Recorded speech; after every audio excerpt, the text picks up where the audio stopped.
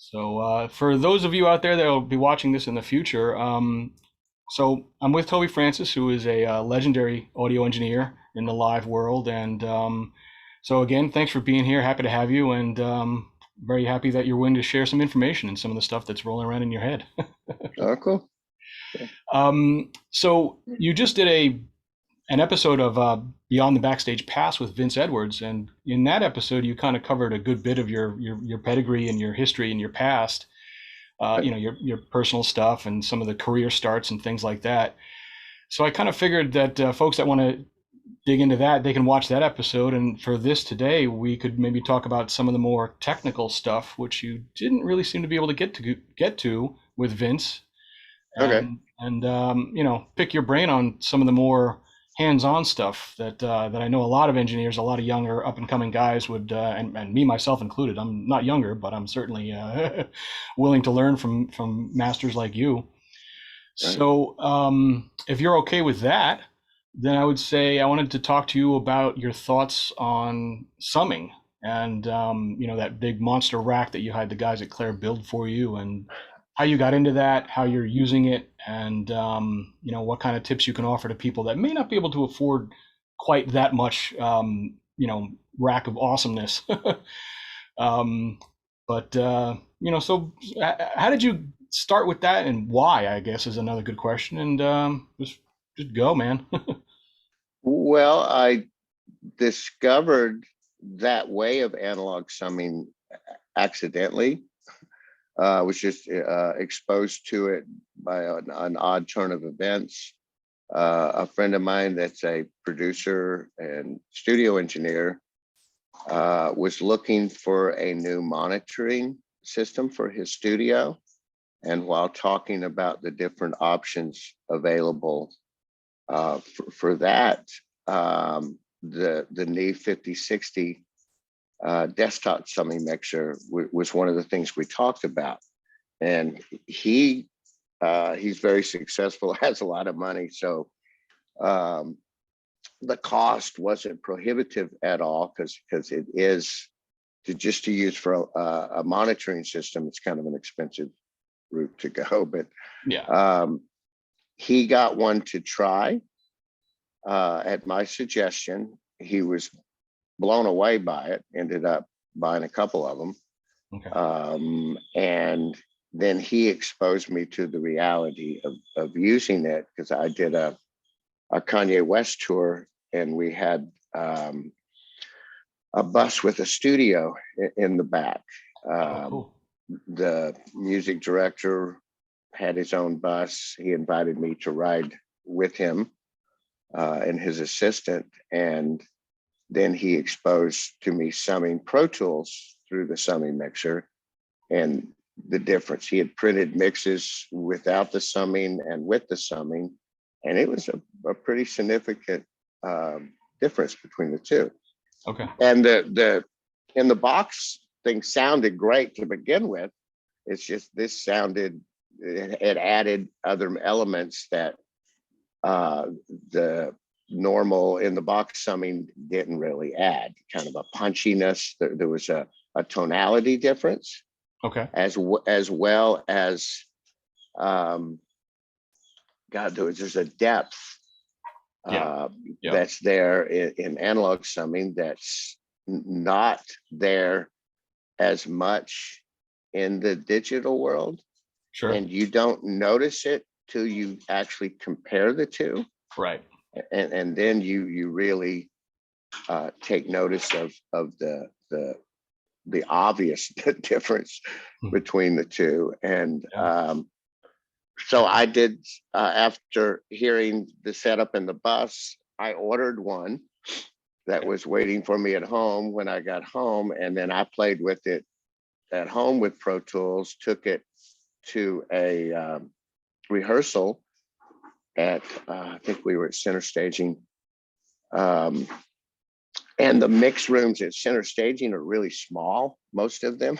Yeah. Yeah, they are. You're better off if you use the office they provide and not the little mix room sometimes. And that was the Yeah. case here. We were kind of in an odd room with no window, so I couldn't see what was going on in the room. I could only hear. And I had an SD7 with an analog mix. I mean, excuse me, an in the box mix, in the console mix, Okay. already set up. There was no outboard gear being used at that time, other than a wave server, I think, that I Okay. was using for a couple of inserts in the console. Okay. Um, and then I set it up so that I stemmed out of the console.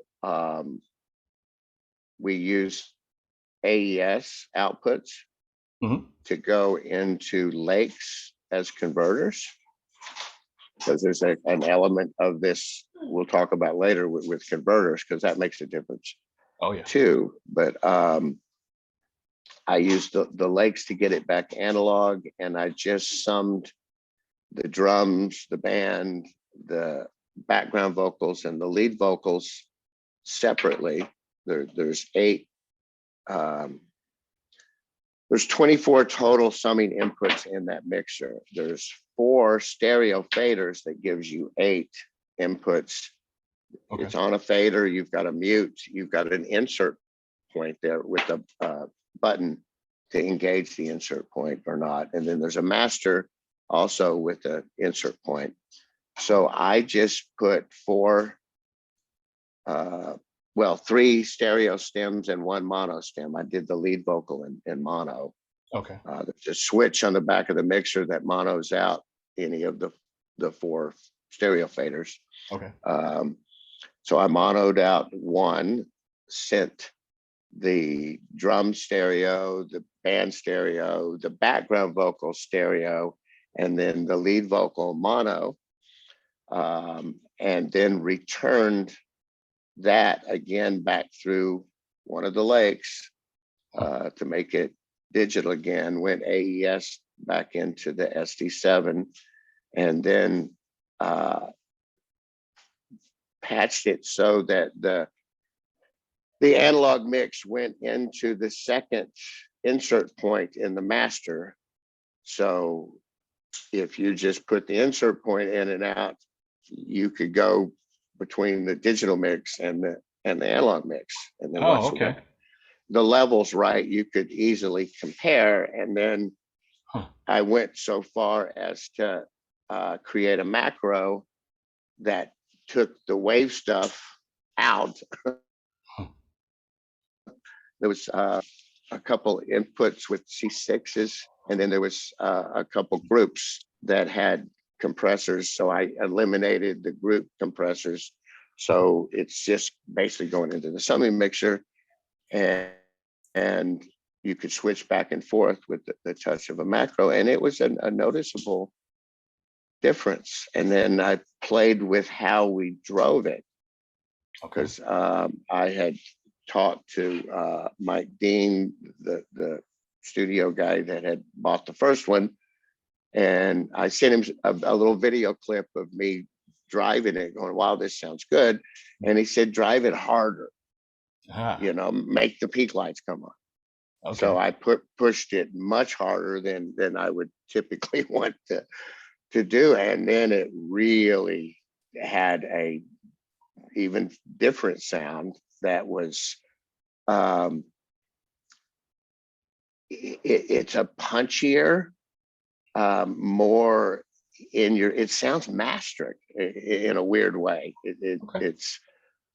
It does have a mastering type effect. And then over time, trying different converters and different ways to do the cabling, just to try to come up with the smartest way to do it, I ended up ultimately using a Yamaha console and Yeah. putting a Dante, The Rivage, right? Rivad, the 7 or the 10, Mhm. which sonically has a different, I think, slightly different sound than the others, and it's very dependable, which I was really at my age. You can only take so much worry. And to me, any console that I can't depend on, I start questioning. And at the time, the SD7 was having issues. A lot of people were having issues. Oh, yeah. That's all been resolved since. I mean, I think we went through a period of having the S6L series, Mhm. the PM7 series, the SSL L500 is another one that Yeah. there were some issues when those consoles were all initially introduced. All those issues, both software and hardware, to my knowledge, have been resolved. Yeah. So they are much more reliable than they had been. But the Rivage, I know of two problems that people have had uh, in what, 4 or 5 years now that they've been out, At which is least, a yeah. phenomenal record. Myself, I've never had a single issue of any kind. Good. Um, Mhm. During a show, or I think, well, actually, once I had to restart when I first started the console, but I may not have started it in the right sequence. So I shut everything back off, did it diligently the second time, and it worked right Cool. away. And to qualify this, I don't turn things on and off much anymore. Uh, there's usually somebody more um, knowledgeable. Yeah. The networking stuff that's involved now with PA drives, I don't understand that as well as I'd like to, because it's well beyond um, my immediate comprehension. Um, and the new, I've had some of the younger engineers, well, crew guys that are hope to be engineers. So they show me some amazing like shortcuts on doing stuff on some consoles. I'm not somebody that learns everything about every console I use, and I use several different consoles. So Yeah. to me, I still mix the way I've always mixed. I just do it on different stuff Sure. uh, with a different workflow. I really like the workflow on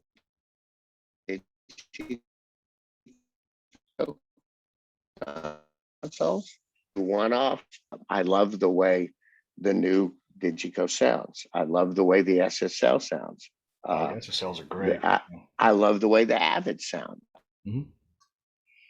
Yeah, I, the SXL is leaps and bounds beyond a profile, isn't it? and now, and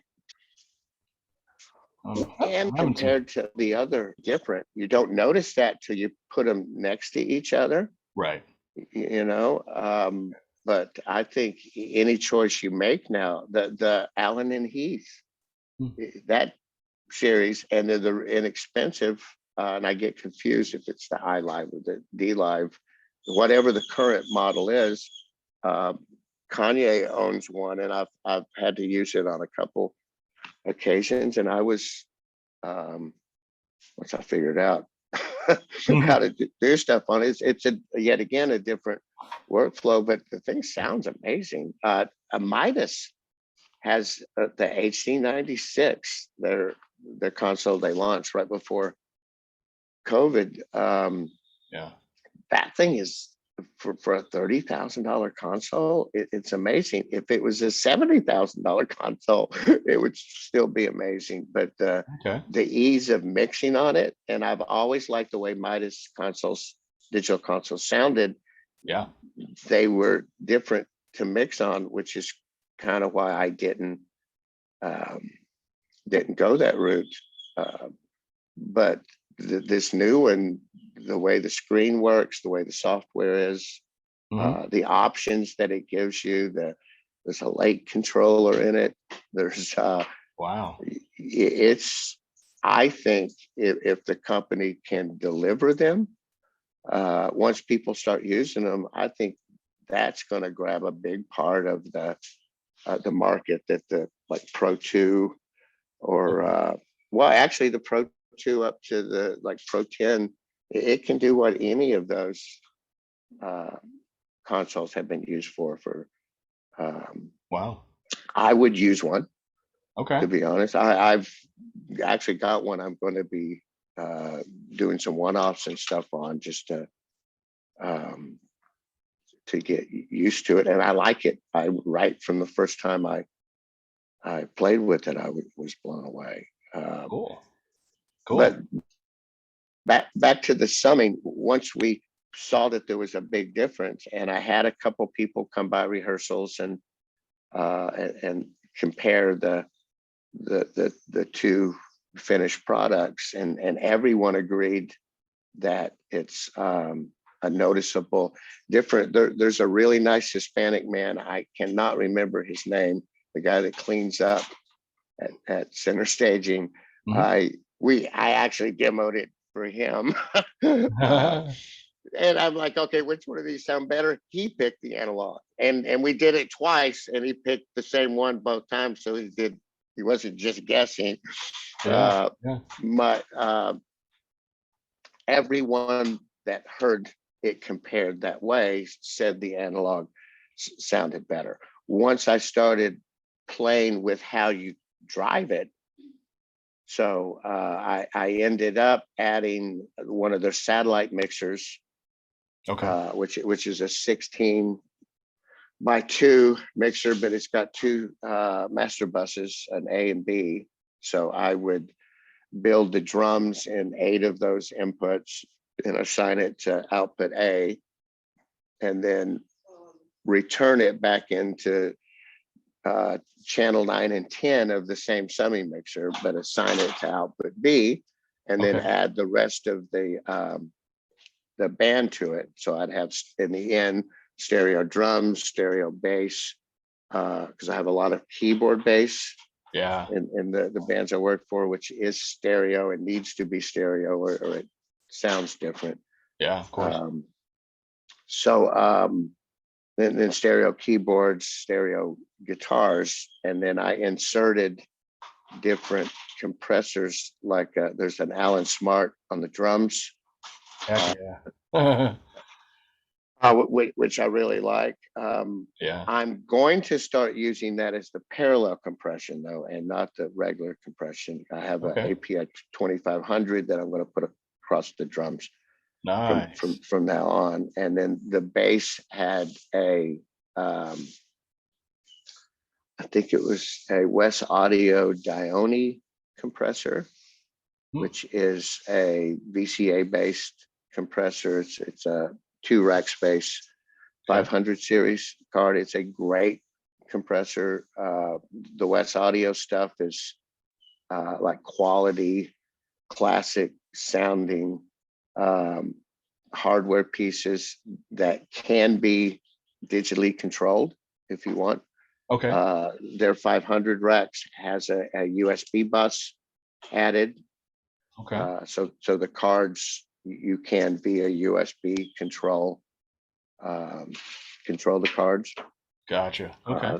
They make a stereo Pultec EQ that Wow. I use in my studio, or Pultec style Okay. EQ. They make a 4-way parametric Nice. EQ. And again, you can, if you use them like I do in my studio, there's a plugin that you use in your Pro Tools session that automates the hardware pieces. So you can literally edit and automate within Pro Tools to control the Isn't that hardware. amazing? And well, it is amazing. And the sonic nature of each piece is really cool too, real desirable. And they use real transformers, and I like all of their stuff. They make a copy of an 1176 that I'd like to get Mm. next with a blend knob is the only real difference. Okay. And then they make a mastering compressor now that looks really Oh, cool. interesting. But back to the summing, the way I set it up now, I can use the VCA on the drum group, and automate like a 3 dB push up, Okay. which drives the drums into the summing section of the mixer, the analog mixer, a little harder. So Okay. it sounds different. If you take that VCA and pull it back 3 dB, it makes a difference. Just Sure. how once you've got the gain structure right throughout the summing system, a little bit of push here or pull makes a noticeable difference. Kind of like if you stuck 4 plugins on there and did something. It's subtle, but still a difference. And we've gotten with the PA systems, the all of them Mhm. basically now have such an extended dynamic range. They're much more phase correct. Yeah, So the subtleties, like what I'm describing in the summing, you hear it. You can, absolutely. the audience hears that now, Yeah. more so than you used to in the other PAs. You hear more stereo or the effect of stereo, Mhm. which that discussion kind of led to us having a discussion, because I do think it makes a difference. Much like with records, the way they're mixed now. There's when they first started using stereo on records, they did some pretty obscure things. Yeah. The vocals on one, I mean, the Beatles, some of the early Beatles stereo records are a prime example of them, Yeah. to where you almost can't listen to it. It's probably the only time people used the mono button on their stereo was during that period. I know, right? Yeah. And but now, where the quality of music, how it's delivered is better. Like car stereos sound phenomenal. Yeah. Um, the way records are mixed, they take full advantage of stereo and the fullness, the extra, the stereo width and depth that you get from that. And we do the same thing live. You can reproduce that to the same effect. You just be able to put more information in the same mix, having it stereo, where mono you would uh, struggle with. Especially pop music has sometimes hundreds of input sources. Oh, yeah. Ariana Grande's music has a lot of low end. Mhm. And there was songs of hers I mixed that there was one song that had 5 different kick drum sources at Wow. different points during the song, and several of them at the same time, along with synth bass, more than one synth bass part. So there's at times an enormous amount of information piling up in the low end, the low mids, Mhm. against the stereo. A stereo mix helps with that, smooths that out considerably. Yeah. And then with the analog, just analog summed alone is a wider stereo than most of the digital mixers naturally will output. Mhm. You can use plugins or devices to widen it, Yeah. but it's just, that was one of the direct comparison between digital and analog. And I've done it with the Digico and the Yamaha, uh, just to be forthcoming with everything, the only two that I've done this with. And there was less of a noticeable difference with the Yamaha than the Digico. Okay. And I suspect as you go console to console, that would, the how much difference it is would vary greatly. Um, and again, I think all of the digital consoles sound really good to begin with. It's just adding to that, you know. Right. Right. But I think that approach would have the same noticeable difference with any console that you tried it with. But it really, the width of the depth and the width of the stereo and the depth of the low end and the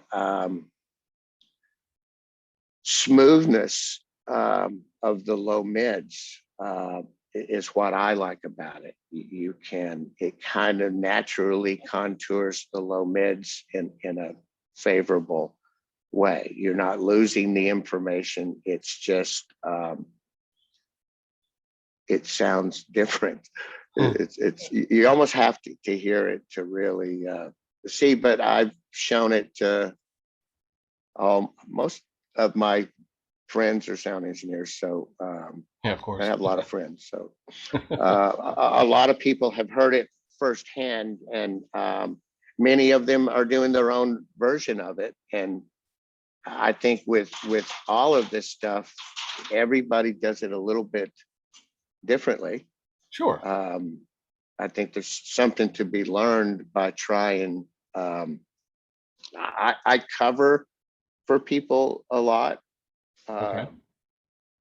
If an engineer has another commitment, I often go and cover one of the things, and I don't change it to do it my way. I always do it however they've got it set up. I kind of approach it that way to because I think you'll have a better end result, replicating the mix that the guy that's already been doing it several times than what I would do my first time hearing the first, second, third, or fourth time hearing the band compared to the guy that's done it 500 times.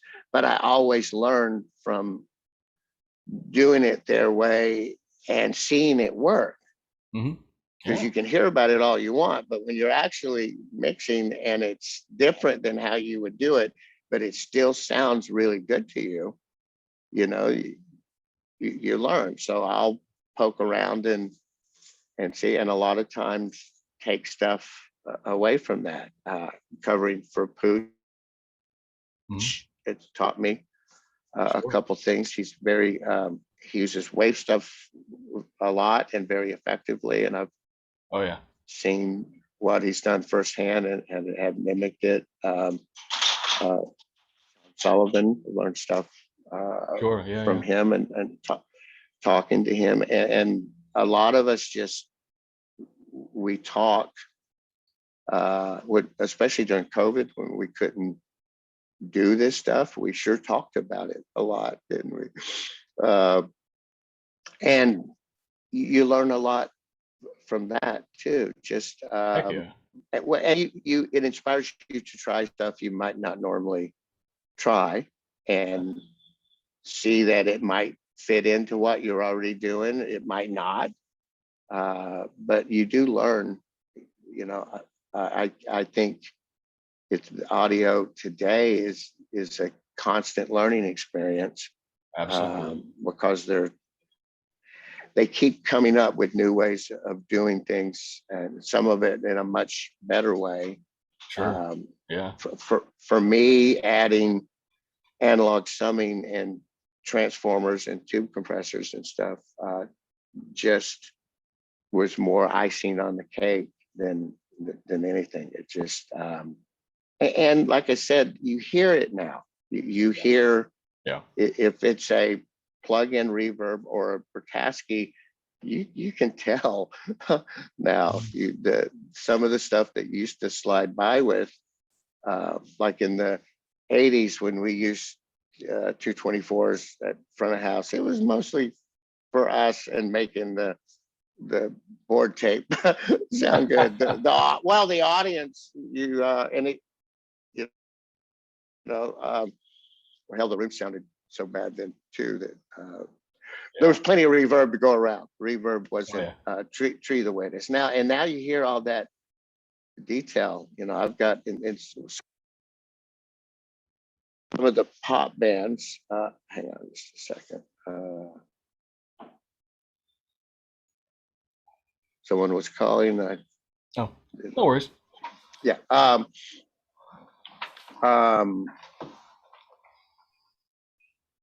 what were we just talking about? You Sorry. were mainly just the the difference in quality and fidelity between the older stuff and the Oh newer stuff. yeah, yeah. Now you hear all that detail, like I never imagined that you would. That they what can be done with the new PA systems, Yeah. and how little. I use 6 flown subs, 3 aside, in arenas now, and the bulk of my subwoofers comes from those 6 speakers. That's amazing. There's 6 on the ground too, but they're turned down so much that you could literally stand right in front of them, and it's not unpleasant at all. It's just for the first 10 rows or so, so um, it feels the way it's supposed to Right. there. With the way we're time aligning stuff now, I'm shocked sometimes at um, how amazing it sounds up front, on the sides, the how constant you can make it. Where Yeah. it's always. I think it's always going to sound better up front, even when it didn't. It sounded better because of the excitement of being up front. And Yeah. I mean, I see pictures from the 70s and 80s. I went to a lot of shows in the 70s. Okay. I started doing small shows in the late 70s. I started doing big shows in the 80s or early 80s. For me, it happened pretty quickly, and I wasn't happy when I got to the big time, because it really it was hard. you Yeah. know Hmm. Bands played so loud on stage, you Yep. couldn't possibly keep up. The first national tour I mixed was with the Joe Perry Project, and Joe had 9 4x12s that he was using on stage. They were all being used. Wow. When he would solo, and that night Cabinet came on, which was just a delay. Mm. And then if you're standing anywhere near that and not hearing the others, you're hearing everything Yeah. behind the band. Some Billy says that was bizarre, but to mix that was not fun in any way. I only had a couple shows during that period that were uh, to me sounded good. It was more keeping up was Yeah. the goal. And Yeah. then a lot of the big arena shows I went to, it was the same thing, Yeah. and until a lot of the British bands I noticed in the 70s always sounded better than the American bands. What do you attribute that to? Um, well, I think British people have always had a higher appreciation for art, and they've always approached music with that in mind. I think they've always, I mean, look at the influence. Um, I always thought it was ironic that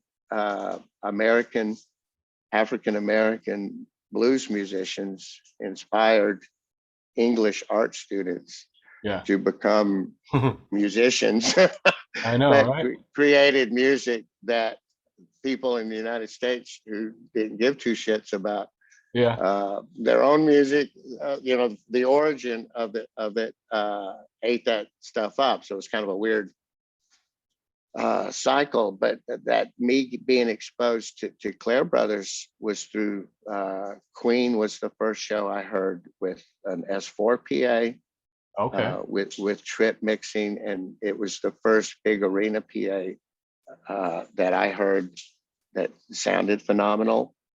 So much so that I went and saw the same tour again in a different venue, just to kind of verify that I wasn't, too stoned at the first concert, or there wasn't some other factor making me think it was so good. And again, it was phenomenal. Then I heard Yes again on a Oh Claire wow. PA, not S Force. It was still the predecessors to S Force, the big W cabinets, and and that sounded phenomenal. And then Elton John, same thing. And I saw that, especially with S-Force at that time, the shows with S-Force was a noticeable difference. They sounded, you could hear the detail. Mhm. Frank Zappa, I saw several Oh, wow. times as a kid and was blown away by the fidelity of those shows compared to other shows. Because a lot of shows back then you go to, you couldn't even tell what song it was. It was so distorted. Yeah, yeah. You know, I mean, it was a pretty wide variance of, you know, the quality, and mostly bad. Um, eh, Yeah. well, and then some of the West Coast bands that used Pico Bray, those shows always sounded good. Yeah, and it, as a consumer, I got to where I could tell by which PA they had if it was going to be good Mhm. or not, at least in that regard. Yeah, of course, Um, I yeah. remember seeing Black Sabbath in the 70s, and it was horrible. It's horrible. Or Kiss, or show I ever saw was the Kiss Alive tour. It was so distorted, and there was so much pyro smoke that I left early to be able to breathe and uh, just get outside, Yeah, yeah. get away from it. Yeah, Uh, yeah. and I had been a Kiss fan until I saw the show. I did not like the band or pursue them anymore after that. Wow. So that I think that stuff has an effect. And I mean, look at how big Yes got in the 70s. Yeah. You know, it's phenomenal. Um, and And, it's, you go know, a ahead. band like Yes is a band that obviously spent a lot of time and care on their studio records to Yeah, maximize yeah. fidelity. So they're gonna obviously try to take that on their live show with them, you know, as best they Well, can. and they did. They replicated it really, really well. And again, back to the mono stereo thing, you didn't hear,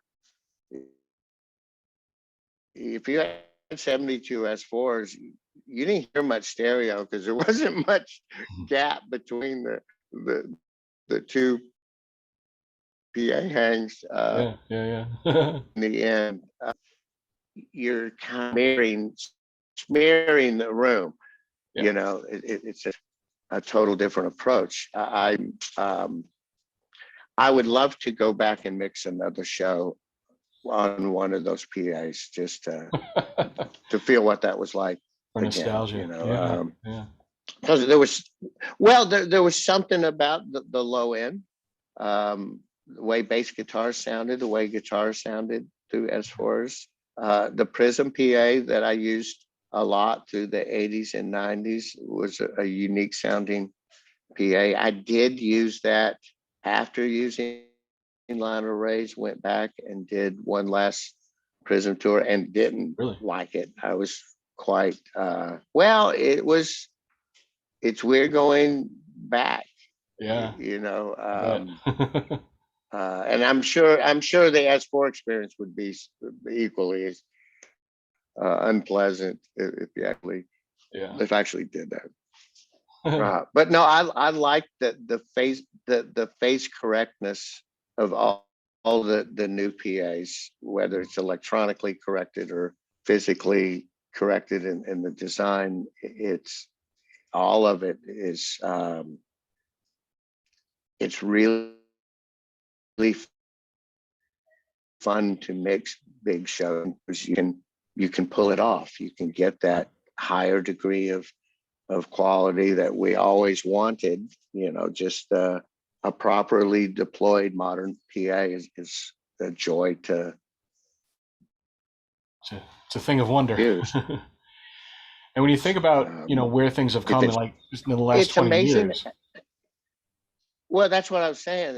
It's amazing the Yeah. difference in 20 years. It's gone from a better version of what they've been doing to suddenly. Well, the first time I heard a VDOS PA, Hmm. we were on a shuttle van going to a festival in France. It was in Montserrat in '93 or '4. Cool. And Keith Mitchell, who's now a shipping guy, was the production manager in the LD on the Tours Row. It was a rock band from the '80s. And I see the two little sticks of PA and conventional people would all that. And I turned to Keith. He was sitting next to me in the band. I'm like, did you advance this show? And the closer we got, the more enraged I got. Like, holy shit, what? And then I got out, was running in front of house, and the guy started tuning the PA, and the PA came on before I got to front of house, and I stopped and turned around and was just, stunned. And then it hit me that it was a line array, because it was the only thing that could look that way and actually work. Right. And I was blown away, and I ended up walking past front of house, and I went back about 350 feet from the stage, and it still sounded as good as anything I'd ever heard in my life, if not better. And he didn't have the subs on yet. Wow. He turned the subs on, and it wasn't what it ended up being. Still in development. It hadn't been fully released yet. Okay. And I don't remember all of those details, but I was absolutely blown away by the PA. Then our gear didn't show up. Oh no. Oh man. None of the backline gear showed up at all, and wasn't going to. And it was a festival for 40,000 people. So we ended up renting, buying, borrowing enough gear to do a show. Wow. And it still sounded good. I mean, I was a believer in VDOS from the first experience. That's awesome. And I remember coming back and telling people like ML Procise from Shoko and Claire. I remember calling him, going, you got to hear this. This is, Yeah. he's and so, and I go, dude, don't, it's not, you're not going to this away. Yep. This is going to change things. And then not long after that, well, I guess it was 4 or 5 years later, whenever the DMBJs came out, Okay. Yeah. which was the second line array that I heard and used, and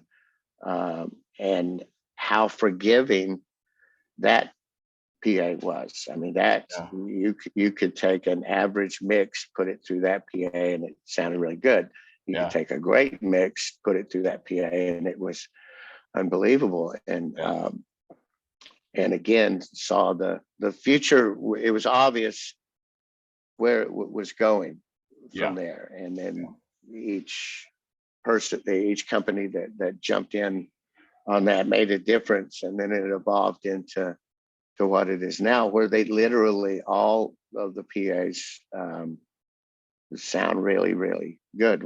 I have my personal preferences, but I can use, I cannot put an argument up against any PA that's offered in today's market. I can't say, no, I've got to have this, because you don't. If you kind of sound silly now when you say, well, it's true, because they've heard 100 great shows on whatever you're saying won't work for you. So it kind of makes you look like an egotistical asshole. And same with consoles, like you said before, you use a lot of different consoles, and I mean, it just makes sense from a work standpoint, so that you're more flexible. That if for some reason the band that you are talking to, if they're locked into a certain console and you know how to use it, well then great, then you look like a hero when you can just walk up to it and go, if you're struggling with any of the new stuff out there, it's just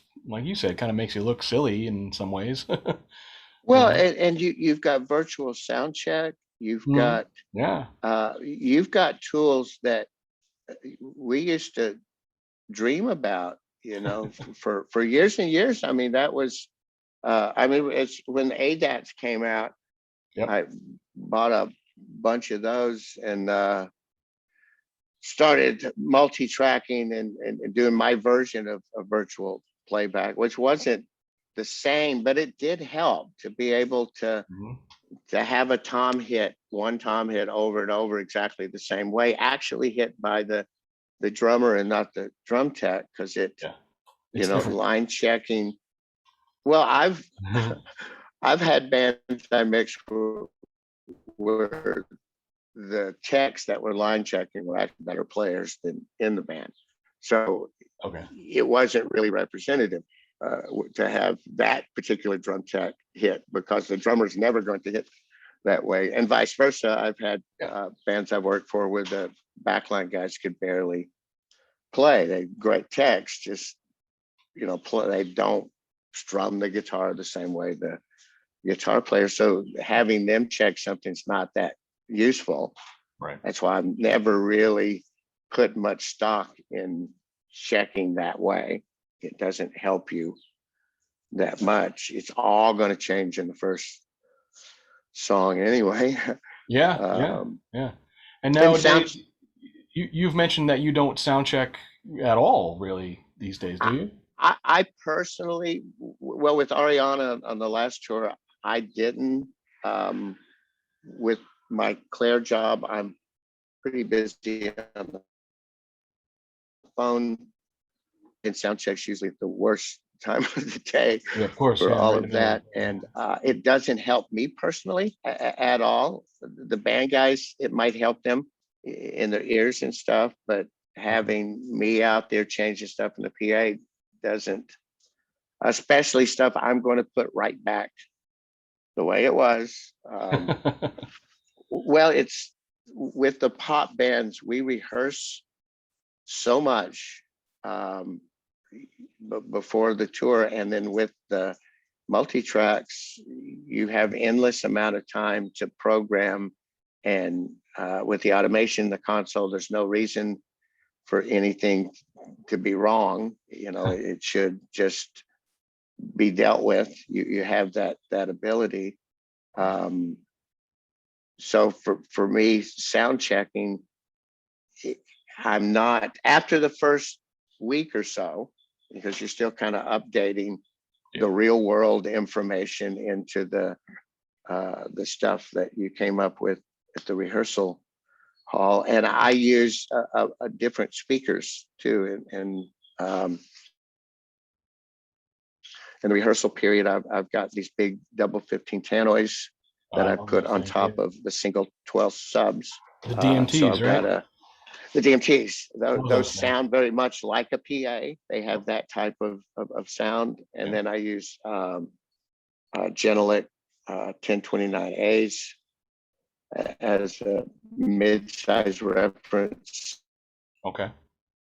And then or actually with Ari, I use the new Yamaha, their new, what they replaced the NS10 with, the little Okay. powered Yeah. The version. HS10, I think it is, or something. Yeah, which where I use those the least, it's not as critical. I do still miss the NS10s though. Yeah, me too. Well, the mids, when you get your mids carved out on those, it works better on anything else you put it on. Yep. Um, There's a and then reason you see them everywhere. well, yeah, there's a reason they made or put the imprint they did on our business, especially with radio. It really helped with things that were going to be played on radio. Yeah. I think to be mixed on those, like the SSL, the 4000 series. That was, if you use that console and those speakers, your stuff sounded really good on the radio. Yeah. Yeah. Um, Yeah, that's most, I mean, I've always done live music, live shows since high school. But when I graduated high school, I wanted to be a record producer. So I started working in studios, and, being in New York City, you have access to a million different places. And so I was bouncing around between Unique and Hit Factory and Power Station and all these places, and every single one of them, SSL mhm. 4000. NS10s on the meter bridge, rock and roll. You know? Well, yeah, and it's well, they sold 2,000 of the 4,000 series consoles. That's the most successful console Yeah, ever produced. yeah, Um, by far. well, and consider that none of those sold for less than, I think, 500,000. Yeah, If you bought a small frame with no total recall, it was about 500,000. yeah, If you got the full automation package, the full recall package, all that, you were probably closer to 800,000. yeah. Oh yeah, But you had it back in, you know, no time, because yeah, that console would never sit unused.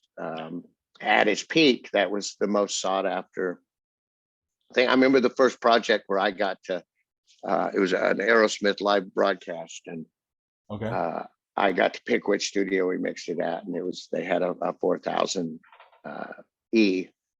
It was in Cool. Rhode Island. Nice. Was it Blue Chase Studios maybe? Or I can't remember that's a long time ago.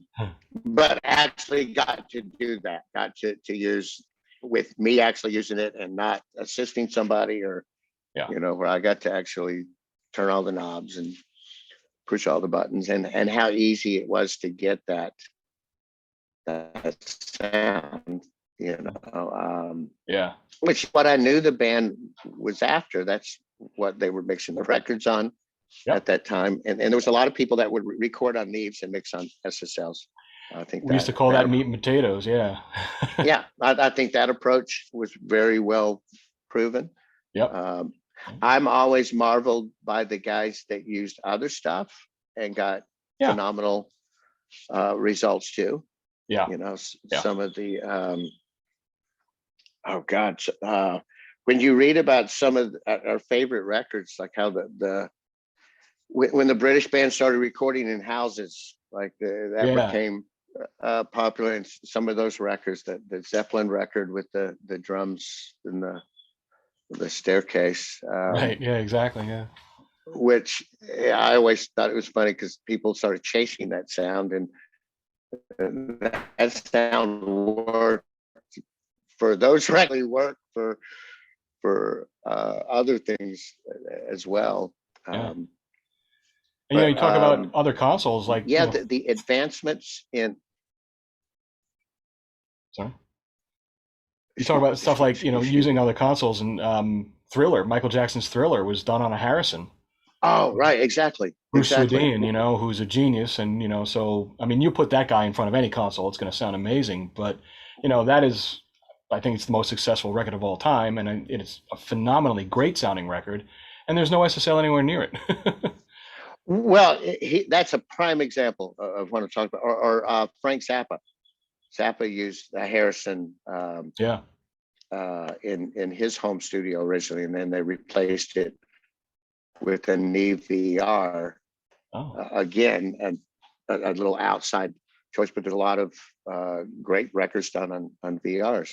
Oh yeah, absolutely. Yeah. The Harrison, when I used analog live consoles, the HM5, that console had a phenomenal sound to it, more so than anything else available at the time. I think all of us that used those look back and smile at that period, even though it was a big frame and only 32 channels, and Okay. it had its weak points too, but the overall sound of that desk was phenomenal. I think a classic Yeah. for that period. I think the XL3 and XL4 were classic Can't sounding. beat an XL4, man.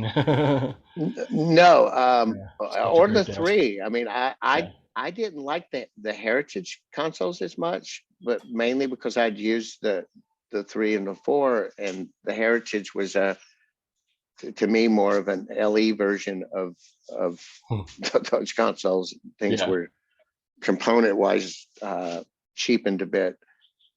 Still a great console, but I didn't embrace it because of that. I always preferred the XL4. And I would love to do someone reached out on Facebook the other day and asked what my favorite console is right now. I go, it's an XL4. It's always been my favorite console since I've used it. I go, but it's not very practical in No. today's world as much. Yeah. And I think like with pop music, it's hard to replicate. I would have a hard time doing a Ari show or a Katy Perry show on an analog. So there's too many drastic changes song to song and within some of the songs, like with Ari, the song with all the kick drums. Yeah. Every low end source was EQ'd and compressed differently. Yeah. For that one part of that one song, or you wouldn't have been able to hear it all. And she's very particular about the records must be replicated. Yeah. To a T. Okay. The arrangements might be a little different, but sonically she wants it to keep the same signature. Can you talk about some of that kind of stuff? Like, I mean, obviously, artists like that's going to have probably a pretty high track count, channel count. How do you mentally approach a show like that? I mean, do you have your money channels in mind, and then everything else is on VCAs maybe or something else, and a layer. Well, the process starts in rehearsals. Okay. Laying stuff out with the music director. Yep. Because pop bands use a lot of tracks. Yeah. And generally, like with Ari or Katy Perry, they both those camps work in a very similar manner, but there's different people involved, obviously, but same general approach, where we'll start with the multi-track of the song. Okay. And as the band takes over certain parts, those parts of the multi-track are eliminated. Okay. So you don't have two things happening at the same time. Sure. Especially with drums, that won't work. But Ari's band in particular is a 4-piece band, and they're replicating. Sometimes there's 6 or 7 keyboard parts at the same time. Yeah. So everybody on stage but the drummer has keyboards too. So if they're able to play it live, they will. Okay. If they can do 4 of the 5 parts, then the one part they can't do will still come from the multi-track. So I would say by the end, with Ari camp in particular, about 70% of what you're hearing is the band playing live, but replicating exactly those parts. I mean, it's amazing to me that what we start with and then what we finish with, they sound so identical. But yet now it's Skyping it live, but completely replicating the tone, the guitar tones, luckily in the studio, everybody uses Kempers and fractals now anyway. So I was going to say, that makes it easy live to keep that. But there's parts in Ari stuff where there's guitar parts, but it's actually played on a keyboard. So sometimes the guitarist, who is the MD, will play it on a keyboard to make it exactly whatever it takes to make it exactly how it needs to be is what's done. So what's left are mostly things that aren't really on stage anyway, like string parts. There's a lot of string parts in Ari's music. Okay. She does all the vocals on her record. She doesn't use other vocalists, so the background vocals are from the recording. Okay. We've tried having live background vocalists, and it didn't sound the same. Fair enough. It took its own sound on, so we've stayed with the recording. Okay. Versions. All of her actual vocals that you're hearing are live. She doesn't lip sync Yeah. at any point at all. And the challenge for me is, I'd say 70% of most of her tours are staged in front of the PA. So Oh, she's on a thrust or a B stage, or okay. she's not on the main stage very much at all. And a lot of times they'll be on the main stage to dance. And as soon as she starts singing, they go right back out on the thrust. So I've had to develop techniques to make that work. Can you expand on Which some of it those techniques, involves. maybe? Can you share some of that for some of the folks out there? Because it's always a challenge mixing in front Well, of the PA. yeah. Well, there's a couple plugins. PSE helps. It's a wave plugin. Uh-huh. Primary It's source it's a expander. simple one knob. Yeah, you pick how much of a cut you want to happen, and you set the threshold for when you want it to happen. You've got a fast, medium, or slow speed. I generally set it on fast.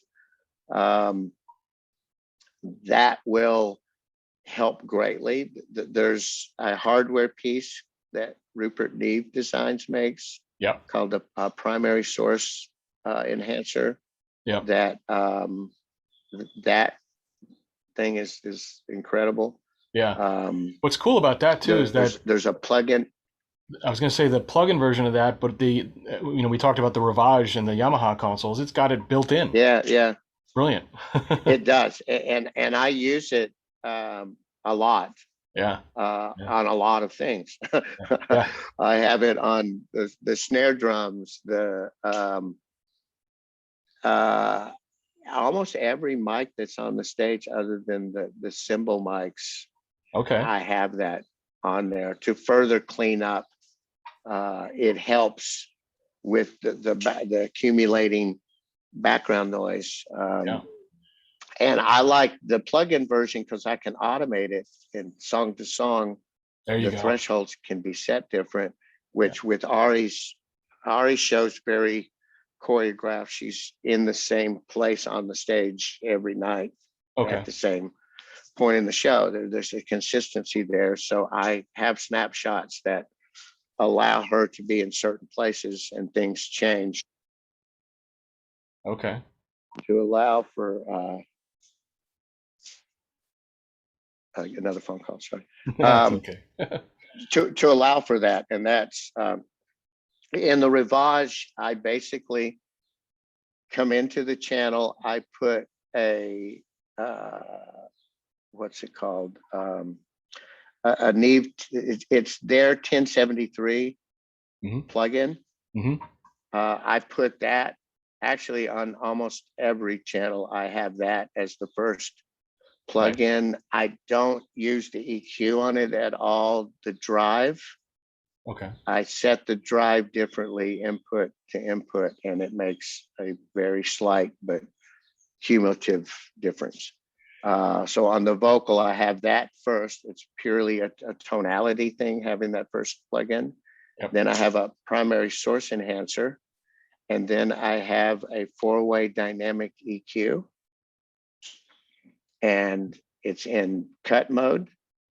Okay. I do a high and low shelved cut, and then I do the two mid bands separately. And I find for that singer, that microphone, that PA, what those two hot spots are, zero in on that. Yep. Make it wide enough that in the end, it brings the whole thing down 16 dB whenever it's not past the threshold.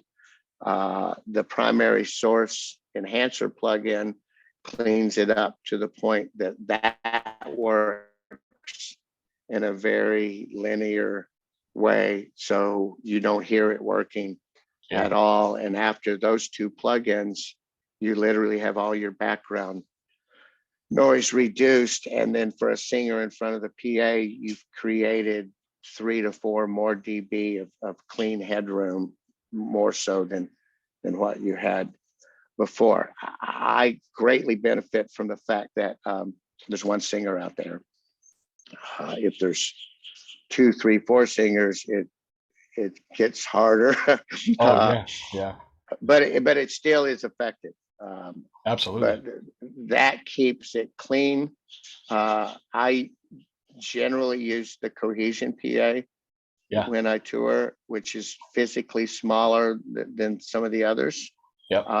And then I fly it really high. Okay. So the bottom of the PA is usually about 50 feet from the floor, 50. Wow, that is high. which is considerably higher than what most people do. And with the bend of the PA, if you're using an L acoustic PA, you're hitting the thrust at kind of that angle. I'm hitting it more at this angle.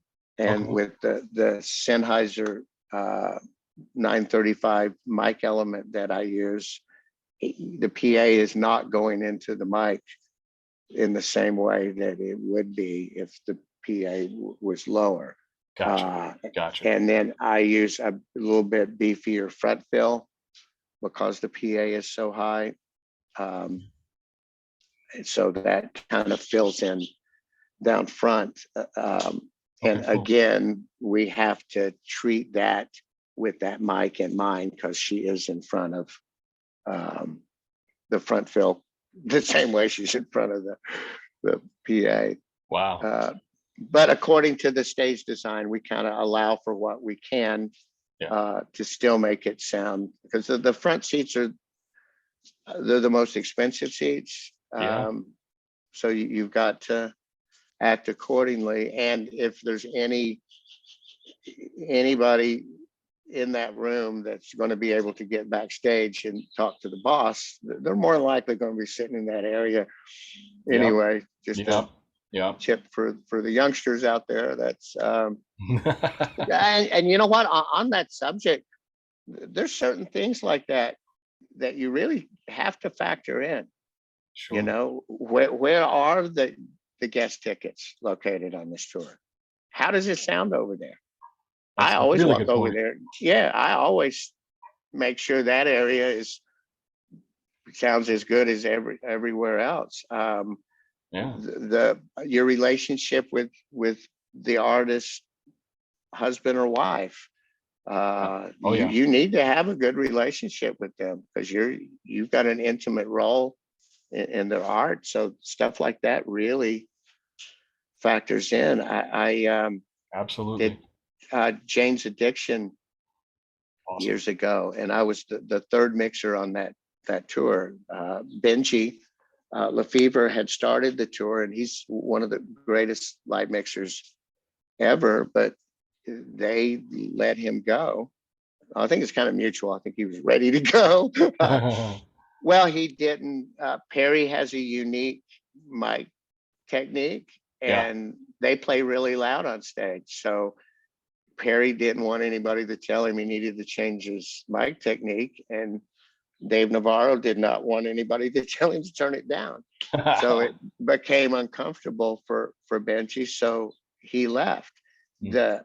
The mixes they gave me when I came there, Benji had made, and it sounded like a record. Mm.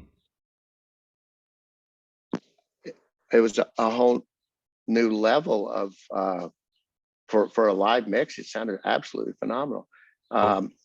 Greg Nelson took over after him, and again was troubled by Perry's mic technique, and Perry has a delay that he uses Hmm. Yeah, on I've seen stage that. that he sets, and it's very intricate, and it's not always the same. He's kind of setting it based on vibe, Right. and it goes with his mic technique. So quite frankly, I don't know how you would ever replicate what he's doing to the same effect. That would be really hard Yeah. to do. And through Greg's interactions with Perry, again, there was some distance formed, and Greg decided to leave. So I was number 3, and Greg and I were friends, and he basically told me all that, gave me the rundown. So I Okay. approached it with that in mind, and my first conversation with Perry, I pointed out how important I thought his delay was, and I was telling him the truth. Like I Yeah. said, once I had an understanding of it, I don't know how I could never do what he was doing. And it's an intricate part of the sound. And as I told him, the rhythm part, the way Dave Navarro plays rhythm and the way Perry does his mic technique and the echoes is the sound of that band that everyone embraced. So if you depart from that in any way, it would be foolish, and Yeah. just saying that to Perry, and I had just met the man, he was like, oh my God, you get it. Yeah. And that's the best compliment you can get, is when an artist says you get it, Yeah. you know Yeah. because they want it the way they want it. They Right. don't want your version. Right. They don't want, if it's a popular pop band now, the decisions for how that song sounded were made in the studio. Yep. It's not your call anymore. Right. If you think so, you're in for a big awakening. And This they is do check. It's your show's documented. You don't have to give them a board tape anymore, or a mix off the console. They walk right dress and go to YouTube, and it's going to sound good when presented that way. Yep. That was one of my favorite pieces of advice. Is something Katy Perry told me years ago, that millions of people will watch that show in the first 24 hours via what was recorded on that cell phone. So it really has to be, a good representative. It has to represent what happened there very accurately. Yeah. Or people might not want to come. Right. So it's the job now is to make it sound good in the room and present well in whatever form it's been captured.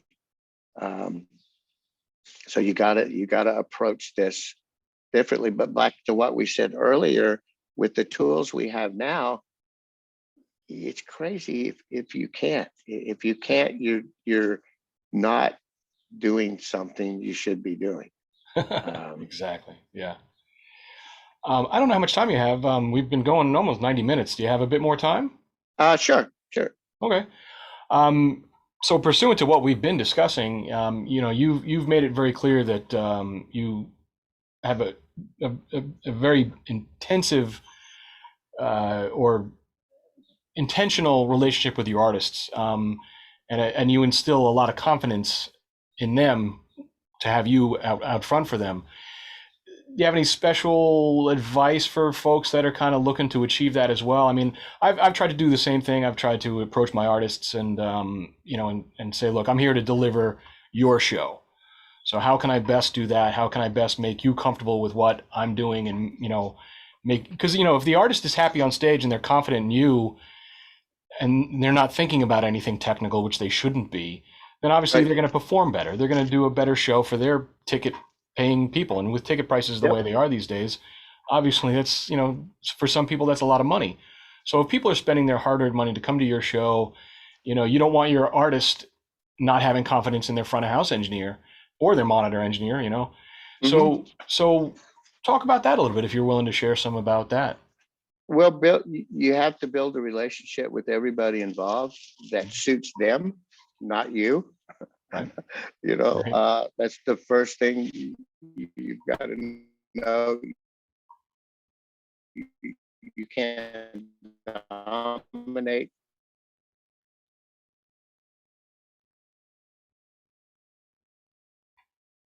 I think you've frozen up here for me. There, and I first a press room. I'll just hit record and go sit in the room where the band's actually playing, where I can see them and have more of a connection. But between takes, I'll adjust mics if I think they need to be adjusted, or address things that they kind of see that you're searching for a good end result when they see the process happening. I like to interact with the drummers about mic placement, and uh, like a lot of drummers have odd little cymbals. Yeah. Well, if they put it up there, they have a use for it in mind. If Right. they use it the way they intend to and no one hears it, um, that usually erodes their confidence really fast. So I'll address anything like that that's relevant. Okay. Um, and if a drum doesn't sound right to me acoustically in the room, which is where it starts, that's another reason I like to sit in the room. Yeah. I'll address that then. You know, most pop drummers have at least two snare drums, sometimes three, Yeah. with drastically different tunings. So you kind of have to figure out how they plan on using that and don't get in the way of that. And a lot of mixing is not circumventing something that they're trying to do in the arrangement. Mm-hmm. Because a good band will use proper dynamics where from chorus to verse as a mixer, you don't do anything. You know, Right. they're supposed to Right. do all that. If they don't do it, I will, if it's supposed to happen. But you kind of build that relationship one-on-one with the band that way, you know, being with them. I generally go to lunch with them when we break, talk about music relevant subjects, Okay. Yeah. because they live it, eat it, drink it, sleep it. If they think you do too, which we do our version of it. We certainly do. That helps through those conversations. A lot of times you'll, where I work with a lot of different artists, often during that conversation, they'll mention something I was involved in. If I point that out, it helps uh, um, um, getting to know you and getting the respect. And if you do that right, within a couple days, you're one of them. You're Yeah. the fifth Beatle, so to speak. And the same, that helps with the artist when she comes in too, because he or she, it's usually a she with me, but well, because they see the team working together, which is what they want to see. They don't want to. The last thing any artist wants to see or experience is you don't know what the name of the song is. You Mm. don't. If you're disconnected at all, you've now eroded um, a good deal of what you need out of them, which is their confidence.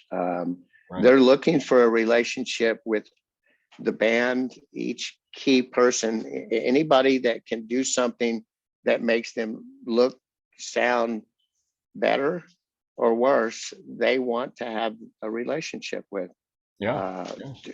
to a degree, and how far that goes is up to just personalities and whatnot. And I think, I mean, none of what you're saying should be alien to anybody because, you're going to be on. It's all obvious stuff. Yeah, it really is. You're going to be on tour with people. You're going to be in buses. You're going to be in close quarters. You're going to be, going through highs and lows and everything in between together. And, if you don't have a good working rapport with these people, it's just going to dissolve quickly. And so, pursuant to that, actually, so how would you approach a show where you're subbing for someone and maybe you don't know the artist intimately, you don't know the songs intimately? I know if you walk into a show with that you're covering for Pooch, he's got every song's gonna have, I think, he said something like at least 10 snapshots per song Mm-hmm. for some of the artists he's worked with. So, excuse me. So I mean, you're always going to do your best job, but I mean, do you have any particular mindset for that kind of situation? Well, as an example, I covered a Alanis Morissette show for Pooch. Oh man, I would love to work with her. Oh boy. Well, you know what? That's the first thing I said to her. It's an honor to mix you up because the Jagged Little Pill is an absolute amazing record. That's, Ridiculous record. and I knew it. That's why I laughed when he called, because I know all the songs. Everybody knows them, whether you Yeah. want to or not. Oh yeah, they're ingrained. You know them. And my first interaction with her, I made that known that I was, and she lit up. Just well, and then from there it was much easier.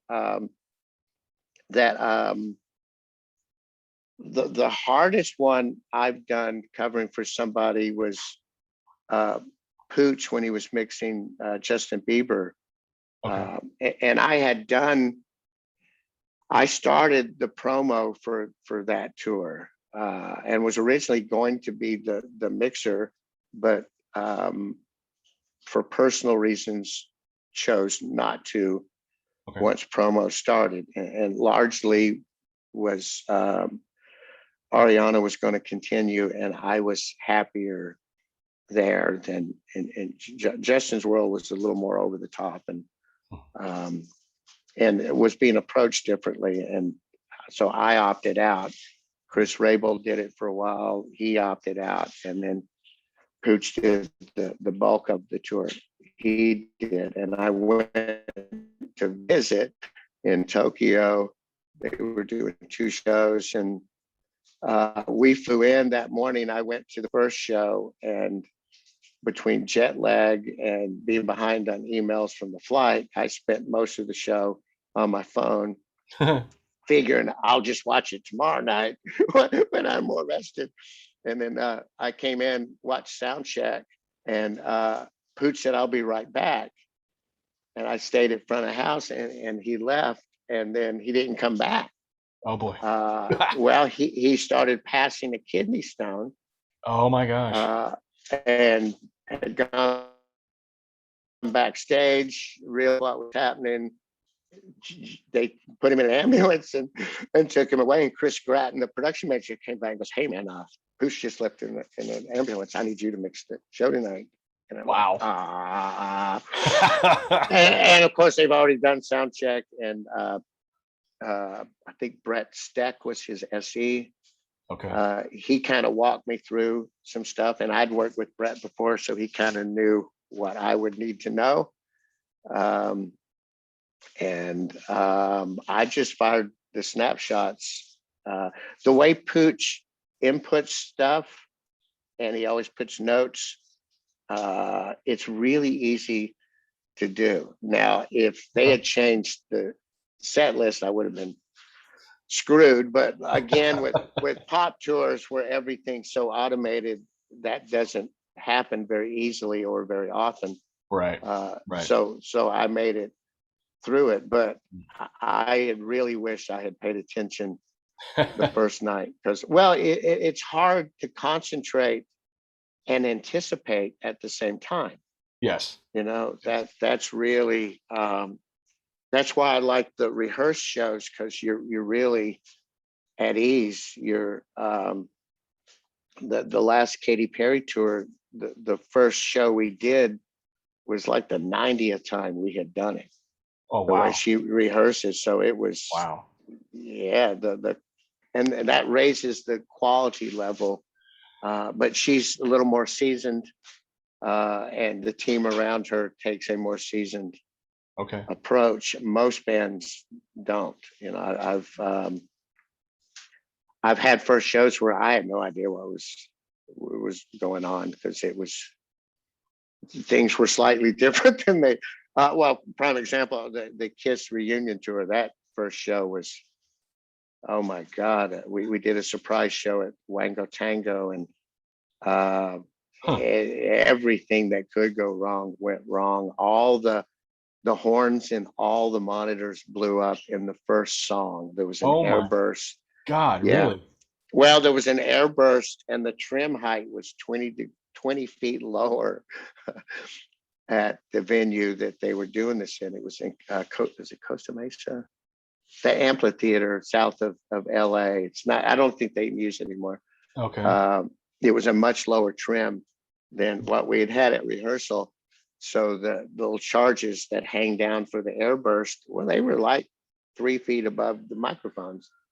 And there's Wow. 4 microphones across the front of the stage, each with a airbus over it. When that went off, Oh my it God. blew all the horns up. So now there's no monitors. There's no functioning monitor on stage, and the band were using in-ears as well, but this again was kind of early in in-ear monitoring, and Okay. they had all chosen to use one of them, not 2. So they would get the other side from the monitors, which aren't there anymore. Oh my gosh. uh, Wow. so they floundered. Then the roof caught on fire. The Ace's guitar amp went out for 2 songs. Wow. His tech quit and left as that's happening. He was overwhelmed and he said, "I'll be right back," and bolted. That's the famous line in this business, is "I'll be right back," Yeah, no doubt. because sometimes they don't come back. Yeah. But it was, I had Michael Anthony, the bass player from Van Van Halen, was Halen. at front of house with me, and I'd known him for a while, and grew up a Kiss fan. He was really excited about this, and then it's like this disaster unfolding. It's like watching your idols go down in flames, Yeah. Oh and man. at one point, one of the pyro platforms had fallen and was now pointed straight out instead of straight up, and rockets started. I mean, it was as bad as it's like Spinal Tap on steroids. It was. Yeah. It's hard to imagine things being that bad and it not being on purpose. You know. Yeah, yeah, Uh, yeah. and I'm thinking, well, I'll be looking for another job tomorrow. Uh, Wow. and then that turned out to be the biggest tour that year. We turned it around in a couple things, but the Yeah. band was just, as an example of a band that's lost confidence. After that show, we had a meeting that was pretty intense, and then we I'm did sure. a run through at Tiger Stadium, which was the next show, and it went the same way. It was so bad we stopped part of the way through, and they had a department head meeting, and I thought Gene Simmons was going to start crying. He was so upset, and anybody who knows Gene knows what a statement that is. He was defeated. The man was on the verge of defeated, and Wow. I think the line he used is, "We've stuck our dicks out there and they're about to get lopped off." Like we've bragged about this to the point, because that's part of the marketing, is the ego. And Yeah. now the next night's debut was great. It was one of the best shows of the tour. So we really, somehow it all came together, but it was just trying to do too much at too fast a pace, I think, was part of the problem. And but it was intense to see them not get what they want, to see an artist literally floundering. Yeah.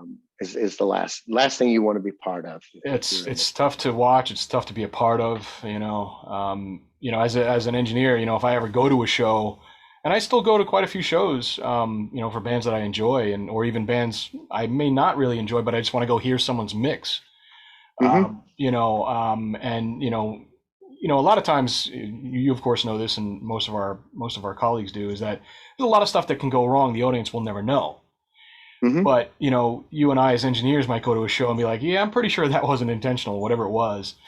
And it's those cringeworthy events are just never fun, even if you're just in the audience and because you feel for those guys, you feel for the techs on stage, or if there's a really bad squeal, you feel for that monitor engineer,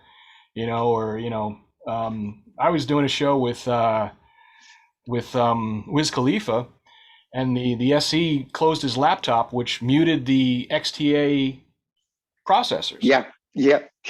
And so, it wasn't quite the end of the show. It wasn't like the encore or anything, but it was towards the end of the show. And so things are ramping up, and I'm in front of house, and I'm just, jamming along with it. And all of a sudden, PA's off. And I was like, what the hell?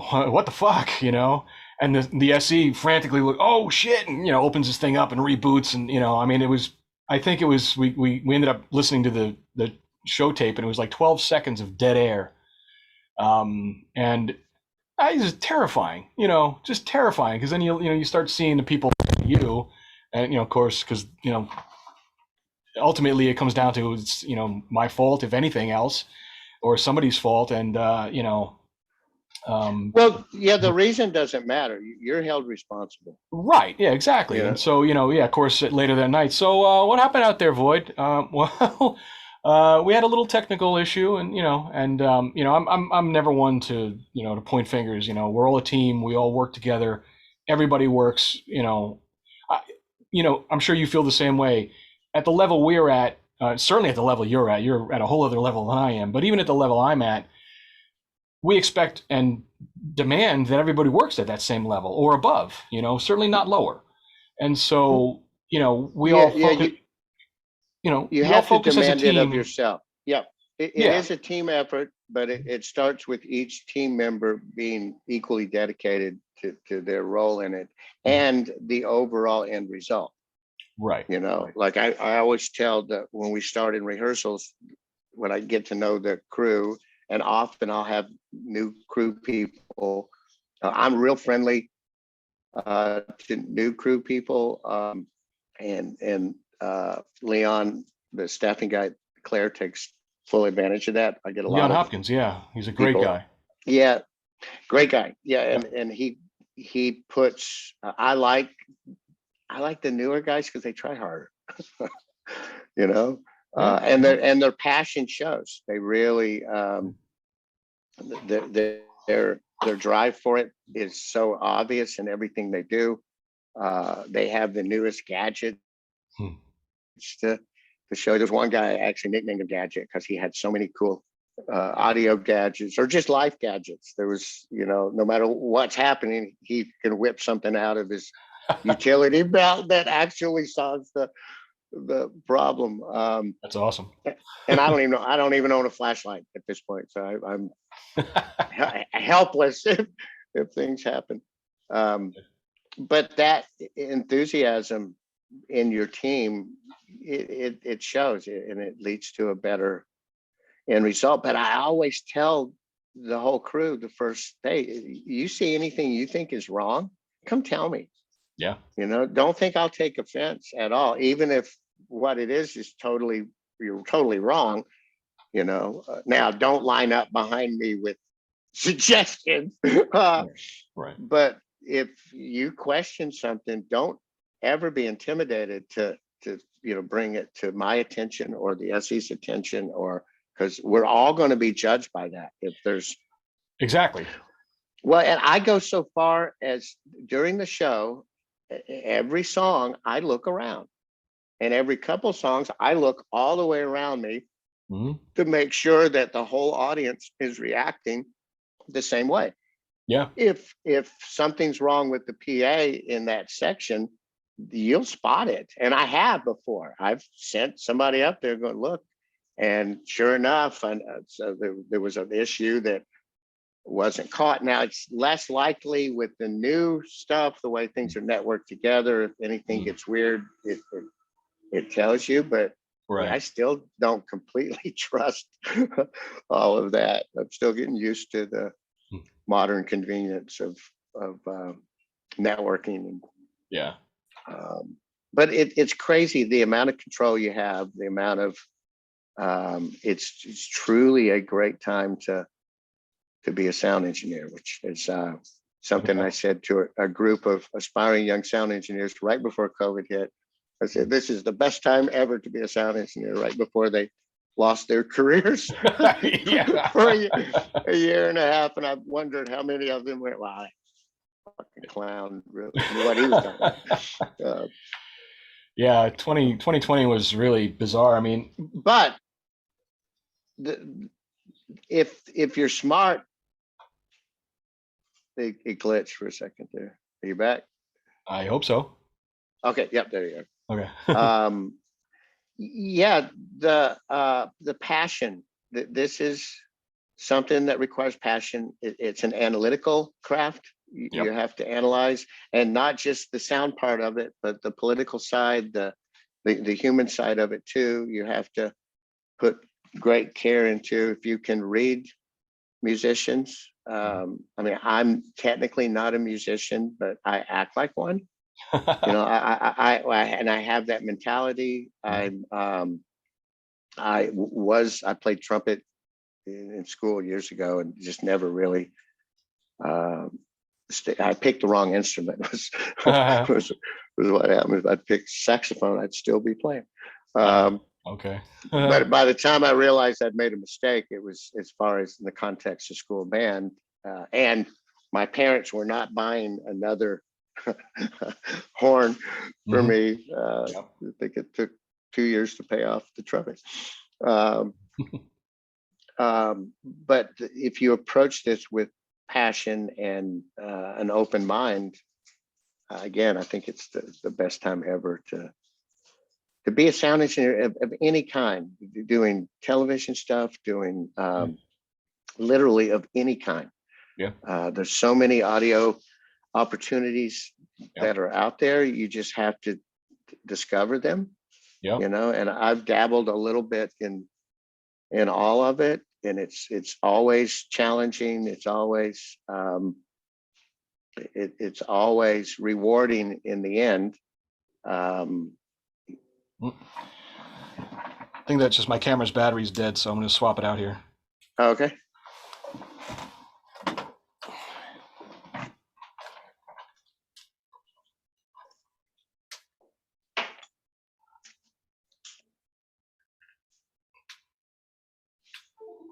Let's see. It should come back in a moment. Hopefully. Yeah, this is all a learning experience. So even doing what seems to be kind of something that you don't necessarily want to do, you can actually learn something in the process. A lot of the weird, Kanye West does a lot of odd side projects, and like the Sunday service, a prime example. I was almost on a few shows with you because our mutual friend Paul Jump had called me and said we might need a monitor guy out here, and I mean I end up mixing like half monitors, half front of house. I prefer front of house, but I have a lot of great artists and memories I've worked with on monitors. But yeah, so Paul called me up and said, we might need a monitor guy. Are you willing to come out, and are you available? And I was like, heck yeah! First of all, to work with Paul because I love that guy, and then work with you. I was like, yeah, get on the other side of the snake with Toby. Heck yeah, I'm in, man. Didn't work out. With that show at its peak was 200 and some inputs. Oh my gosh, it was all the choir, band, right? Well, there was 150 choir inputs. Yeah. Each choir member had a headset mic on, so they're individually mic'd. Again, we used dynamic EQs to clean all that up. That was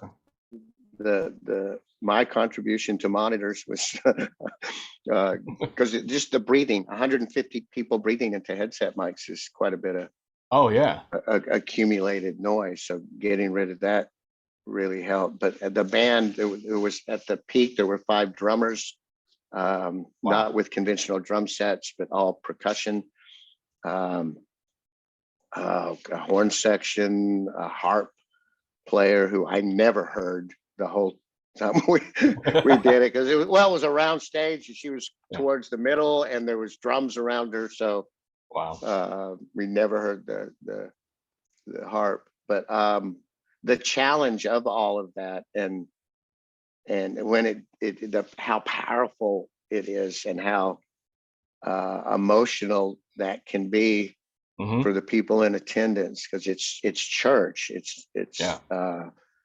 It's a modern version of the Southern Baptist type of revival. This is what it seemed like to me. And everyone involved is of that mindset, and they're very passionate about it. So that adds to the intensity of the event. I'm respectful of all forms of entertainment and music, especially music, that's a whole new level of moving. You know, I actually had my son and his wife came, and we're and I think they came to just experience it. Yeah. And afterwards they go, that was probably one of the most intense things I've ever seen in my life. You know, they were I very don't doubt it. moved by it. Well, and it's the message, because it is heartfelt. Kanye has indeed converted, and he is a very religious person. So it's very personal Okay. to him, and the people that he's invited into it approached it that way. I mean, it was very, very obvious, and what that brings to the performance was pretty amazing to watch. Just to the few chances I had to watch. We did, once COVID started, we cut it down to 60 choir members and a smaller band, and Okay. to keep the compliant with the places we were trying to do the events. Yeah. And we normally had a choir mixer, and then I would just mix the band and add the choir to Okay. it. But they wanted to drop a mixer to, again, stay compliant, because it is a big crew, because there's so much stuff to deal with. Yeah. Everyone's in ear, so there's, I was gonna say, how many RF guys did you have? two guys that just did RF, Wow. Yeah. and then somebody that just handed out belt packs and collected them and made sure they were programmed right. And that was a full gig, and it's but that we put it all in one console. So I mixed the choir and the band, and that's probably the hardest show I've ever done in my life, because there's Wow. so much going on at the same time. We've never done it that way since. Okay. It's too hard, because you really have to attend to the way that the dynamic EQs are set to keep it clean, but still, you know, open and close the right way. Yeah. Were you mixing that on the Rivage or an SD7 or? No, we use Quantum SD7s for that, mainly because of the channel count. Yeah. At the time was higher than what the Rivage would do, and it's a friendlier setup for all involved, because we use one big opticore loop with Yep. all the inputs in there, and you can take what you need. And we use the other opticore lines, the what do they call them? We send and receive, and I can't remember the term, but to move different mixes around between the mixers, and we set all three mixers up together. Like, I'm never in front of the PA when we do Sunday service. I'm always in an odd spot, because the visual of it is part of it. And like, I think you're going to see people mixing more, not at the typical front of house as we go forward. The floor seats have become so expensive. Yep. You know, the area that front of house houses is $10,000-$12,000 worth of seats. Yep. That they would rather sell than give up. That first they moved us back 50, 60 feet further than we used to. I mean, for years we mixed it 100 feet, and now it's 160, 170 indoors is pretty common. Yep. I did a Travis Scott show where I mixed backstage. Well, it was excessively loud, and the seats were worth a fortune. So I tried it to be a friendlier place for my ears to mix, and everyone said it was better. I mean, from the first show, everyone was saying it sounded better, because it was really hard. It was 112 A-weighted. A-weighted? Oh my Yeah, gosh. that's what they wanted. Gosh, that's loud. Yeah, that is. Well, they're young hooligans, and they like it. Wow. I Uh, mixed the show for Travis, a one-off show in Manhattan. So right down on Manhattan City Block. I don't know how they got the mhm. permits to do this because that was loud. And Rihanna was right behind me. And at one point she tapped me on the, and you know, I had done a tour with CeeLo Green. We opened for her, so she had Mhm. met me. I don't think she remembered who I was. And I don't know if at the time Travis had his a normal, you know, a regular engineer with him. But anyway, I was mixing the show, and it was already pretty bumping loud.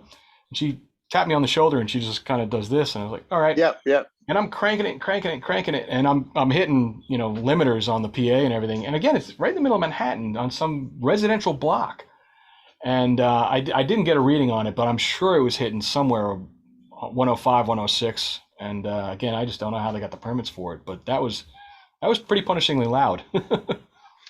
Well, yeah, and the low end is excessive. Like instead of the six subs, I typically use on his tour we use 36, Oh my gosh. uh, 36 Oh phone my subs, gosh. and 18 on each side in a block. Um, Wow.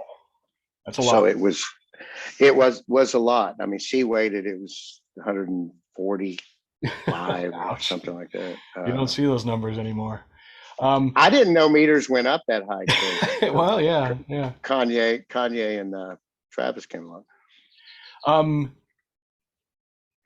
I don't know about you, but I would probably need to wrap up pretty soon. Okay. But let's Yep. talk about subs for a minute because I know that there was a post somewhere on Facebook that kind of coincided with that whole stereo mono post that's now infamous. And Yeah. I loved all your feedback in that. It was great with the original poster who had some really interesting things to say. So subs on an aux versus a full range system. Why do you do? I know you do a full range system, and I know why I do it, and I know why a lot of people do it. But pluses and minuses and merits of both. How do you feel about those kinds of things? Well, I think people should do whatever makes them comfortable. I don't do it on an aux. It's one less thing to manage. Hmm. I don't, nothing is getting into the subs in the mix that doesn't belong there Right. because of the way I low pass, high pass everything to where nothing is fatiguing Mm. any part of the system that shouldn't be. Right. If you use proper gain structure two throughout, if you're adding another variable in that, that's harder to manage. I mix through bus compressors, which having some component go off of an aux, now I've created another time plane, Right. more than likely to correct, and another gain stage to manage, and something that I'm not necessarily going to hear Right. where I'm at. So I typically try to make the low end come out of the air as much as possible. I think it covers the room better Okay. that way, more musically. And I've been able to shake people more with the low end, which is more what they're looking for, not hearing it, but feeling it. Yep. Yep. I think that works better. And like I said, the three subs per side for me typically, and I angle them out slightly. I Okay. think it's 12 degrees. Okay. And then that will cover all the way to 70 completely, in a very even manner, and volume wise proportionate to where you're sitting. If Okay. you're in the back of the room or in the middle of the floor or on the side, it's in proportion to the PA that you're hearing. Uh, I think that become the best do it, and the fact that I'm such a pronounced bottom end doing it that way, and by pronounced I mean you can feel it, Right. Right. Yeah. which is kind of the intention of subs really. Plus the cohesion PA is flat down to 40 hertz, Yep. so Yep. there's a good deal of sub information coming from the main PA, and I think getting all of the sound to come from the smallest area possible also helps with how coherent it is Hmm. throughout the room. I think that's a better approach. So for me, it's easier to manage it that way. And I have the shows I mix have extreme low end content. Yeah. So I get the best end result that way with the least involved doing so. And the thing with the stereo thing, same thing. I get a better end result with that. And after that little post, I did the Barclay Center right after that, Hmm. and we were behind, so I had extra time to kind of walk around and listen. And contrary to what people had posted in that thread, the amount of places you hear stereo from a proper setup PA is a lot larger than I think anybody really imagines. I was Hmm. Hmm. because there is physics involved. So the closest source to you, you will hear predominantly. Yes. That's the first one that arrives to you. So if your PA is, if you got a left and right and you're closer to the left side, you'll hear that more than the right side. Even if it's mono, it will still do the same thing. You Right. know, Right. that's a fact. And if you like at Barclay Center, I started at the barricade, and there was a 6-meter wide point where you actually heard complete stereo. If you got beyond that point, you heard less. You were still hearing the effect of it, but less of it as the closer source became the dominant source. Well, you walk back 60 feet and it's not 6 feet. Now it was more like 15 feet wide that you actually heard the complete stereo because of the phase correctness of the PA. Huh. You know, you have to get past that 15-foot point, and then the dominant side, you're hearing over the other side. But again, you're still hearing the effect of the stereo. Okay. Uh, Okay. when I went up into the upper level, so now I'm 110 feet back. Well, now it's 36 feet that you're actually hearing the stereo before. And then the upper level, there was no point in the upper level that I did not hear stereo, because you're far enough back that the little bit of difference now is not having as much of an effect. And Right. with side hangs reversed, upstage hangs yet again reversed from that, you're creating multiple, there's 3 different points in the room that is happening. And like I said, once you get more than 150 feet back, you're hearing it, you're hearing both sides. Yeah. And I discovered that on the Katy Perry's last tour. They had inflatables that were inflated during part of the show, and they were planets, and they were huge. Yeah. Yeah. And we spent a whole day moving them around, taking them down, moving the points, putting them back up to find the right scheme to where in the upper level you still heard. So Okay. if the planet blocked the PA closest to you, you heard the other side. You Okay. know, and I kind of learned a lot about this during that period walking around, as to like, as the planet's going, you're hearing both sides to begin with, and your perception just slowly moves to the unobstructed side. And we finally came up with a scheme where they did not block. There was no place where both sides of the PA was blocked at Okay. the same time. That's wild. And it was only, and it was like the acoustic part of the show, so we made it work. But Okay. and for your mix, if you're putting 120, 150 inputs together, spreading stuff out, you hear more than if you do it straight mono. If you're, Absolutely. well, and it's regardless of how good you are or how much time and effort you put into it, it's just literally impossible to or less likely Hmm. at the very least, than just spreading stuff out. If you take a mono mix and take your two overheads and hard pan them, look at the effect that has. Yeah. I mean, Yeah. sonically, your drums all of a sudden sound so much bigger, and that's all the only part you've really changed. I tend to pan the toms in relation to where they sit because the overheads read them that way too, and the overheads are picking up the toms as much as the tom mics are.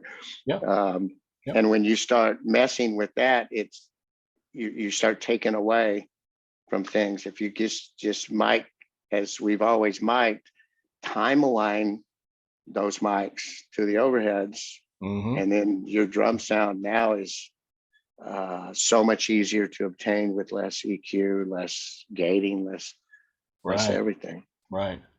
I'm glad to hear you say that because I do the same thing. Do you mic Well, your drums wide, or do you have a center point above the drummer's head kind of thing? I do it wide, Okay. and again to make it more stereo. I'm trying to, and now I started in the '70s. There was a guy in Boston named Rick Submergent that when I moved up there in the '70s, he had found these little Sony microphones. It wasn't a phantom power mic. You had to put a battery in it, but you could put that right over a drum set. You could mic the kick drum and put that mic and get the most amazing drum sound because Huh. the mic had like a cone pattern. It was a pretty tight pattern, but if you put it in the right place, it sounded like the perfect mic'd kit. Now, this was a time where noise gates were not available yet. You Okay. know, no one had marketed a noise gate at that point. Okay. Um, and in the range where live bands could afford it. Um, so that became the way I got my drum sound for years until I worked for bands that played too loud on stage for you to take that approach. Because Okay. back then everyone used small amps and there wasn't a lot of stage volume because there wasn't really monitors either. There was, Right. speakers we put vocals in, but we didn't put the band. It was rare on the level I was at to go any further than that because the speakers wouldn't reproduce it. You would end up hearing less the Yeah. more you put in it. Yeah. But that gave me a real high end result to have to chase from then on. Okay. And a lot of it is that your ears get accustomed to hearing things a certain way, Hmm. and you start chasing that. I think the biggest advantage us older engineers have is we came up using those consoles that everybody reminisces about so Hmm. fondly, and all the tube gear, and we did it that way. And even though we're mixing digitally now for the most part, we're still chasing that sound that our ears are accustomed to. Yeah. So Yeah. that's kind of the reference point that we're using. The younger artists that haven't, or the younger mixers that haven't experienced that, are chasing something different. Right. I'm shocked now at the resurgence of vinyl. um, the people have embraced the sound of vinyl again. Hmm. It's not better than digital, but it is different and it's very appealing. Yeah. And, Yeah. and people are buying music on vinyl, not necessarily listening to it in a lot of cases, but that format has become popular again. Yeah. And in the last 10 years, you've had vinyl sales just skyrocketing year to year. And Yeah. Oh yeah. turntable sales only really went up in the last 2 or 3 years. So that finally they started listening to fully appreciate what they had bought into. Yeah. Um, There was a really interesting study. I've been trying to chase it down. My father turned me onto it. My father was a biologist, and he came across this study not that was done not long after CDs came out. There was a psychiatric hospital that dealt with troubled folks, and they would use music as therapy. And Hmm. so they had this vast collection of mostly classical type music on vinyl. And again, they would use it in their therapy sessions, and it was very effective in calming people down and whatever. So at one point they were defunded to a degree. They had to move to a smaller facility, and they had to downsize everything. So they bought all the same recordings of what they had on vinyl, but they bought it in CD, and basically I don't know if they threw away or donated the vinyl, because I mean, this many records. I'm sorry, this many records could be this many CDs. So they Hmm. were able to downsize, but they found that during the therapy sessions when they played the CD, it wasn't effective. Yeah. And so then by researching and developing all these different tactics and stuff like that, they realized that it was actually literally the vinyl, the analog signal, that was contributing to the therapeutic value of the music, and the CD didn't quite get there. It helped, but just not as much. And they struggled for a long time until someone finally kind of clued them in, and then they had to go rebuy the catalog again, I guess. Well, But I think that the digital analog debate or the subject we were talking about earlier, there's a certain degree of that involved in that as well. I yeah. think the way transformers and tubes soften the attacks, Mm-hmm. Mm-hmm. I think it Mm-hmm. is part of it. Yeah. And God, there's something more appealing, almost subconsciously. Mm-hmm. But when you hear them compared, you instantly notice that. But Yeah. the AB back and forth. I really want to. Claire has a new shop in LA that we're getting to a point where almost past the COVID restrictions here in California, where we'll be able to have people come to the shop. And that's one of the things I would like the local engineers here to come in and experience is Oh, that difference. okay. Not to try to get them to approach it differently, just to be aware of it and have that factored into whatever approach they do take. Because I've seen people just sum the drums and that'd be effective. I've seen people just sum the band and then add the vocals to it digitally, and I think that can be effective. I think all of it can be effective. Yeah. It's just a matter of finding what works for them and can be managed, because a lot of this is also managing that approach day to day, and the Yeah. more variables you add to it, which back to the sound check thing, one of the reasons I stopped going to sound check was I was changing things I shouldn't be changing Right. subconsciously. Uh, Yep. Once I stopped going, that stopped happening and the consistency got better. It did have to be calibrated every day, where the systems engineer would put tone through each stem and through the summing process to make sure that the left rights stayed the same, because knobs move in transit, Yep. um, Yep. and tubes are a little different day to day, Sure. as it turns out. So Yeah. to keep that consistency, that needed to be done. So we just did that, and he would mix the sound check just so the band had the feel of the PA while they checked. But Ari never came to sound check anyway, so it really, we I was weren't doing anything that would change it. gotcha. Yeah, speaking of Ari, I was very fortunate to have done a few shows as monitor engineer for Barbara Streisand, late 2019, I think, Mm-hmm. before Mm-hmm. COVID. And Barbara Streisand, legendary artist. But we did the show we did in Chicago. Ari was a guest, and Mm-hmm. of course, I knew who she was and I knew her music quite well, but I had never been to a show, so I didn't hear her. And I spoke to her monitor engineer and set up a page for him on my console so he could do his thing for her. Yep. And she's enormously talented. She's a remarkable young woman, and I was pretty blown away by the level of professionalism and her her whole attitude. Everything was just amazing. So her and Barbara Streisand on stage together was pretty awesome, I got to say. Well, she's professionally trained from a young age, which Hmm. makes a huge difference. She Hmm. sings. We pad the stick, the transmitter, Yep. 37 dB. Yeah, I remember Eric, Uh, the monitor guy, told me that. I was like, "What?" yeah, He's like, "No, dude, really." yeah, or she'll overload the input, Yeah, yeah, which puts it into a weird compression, yeah. um, which she can hear. She's got phenomenal ears. She's Yeah. very. Um, we typically in her monitor, she doesn't want compression. She wants to do it. Right. You know, Which she is how it uses should be. which is exactly a lot of what we do is in lieu of people doing it the right way. She's been taught to do it the right way from day one, and she's incredibly consistent, um, day to day, Okay.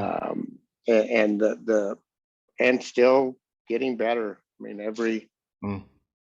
every round of shows we do, I notice she's better in some way. I mean, she's Awesome. now gained a great technical knowledge. She can speak very specifically about what she wants, where a lot of artists, I think, struggle to. Hmm. I mean, some of the terms. This sounds woolly. What does that mean? Yeah. Yeah. um, you know,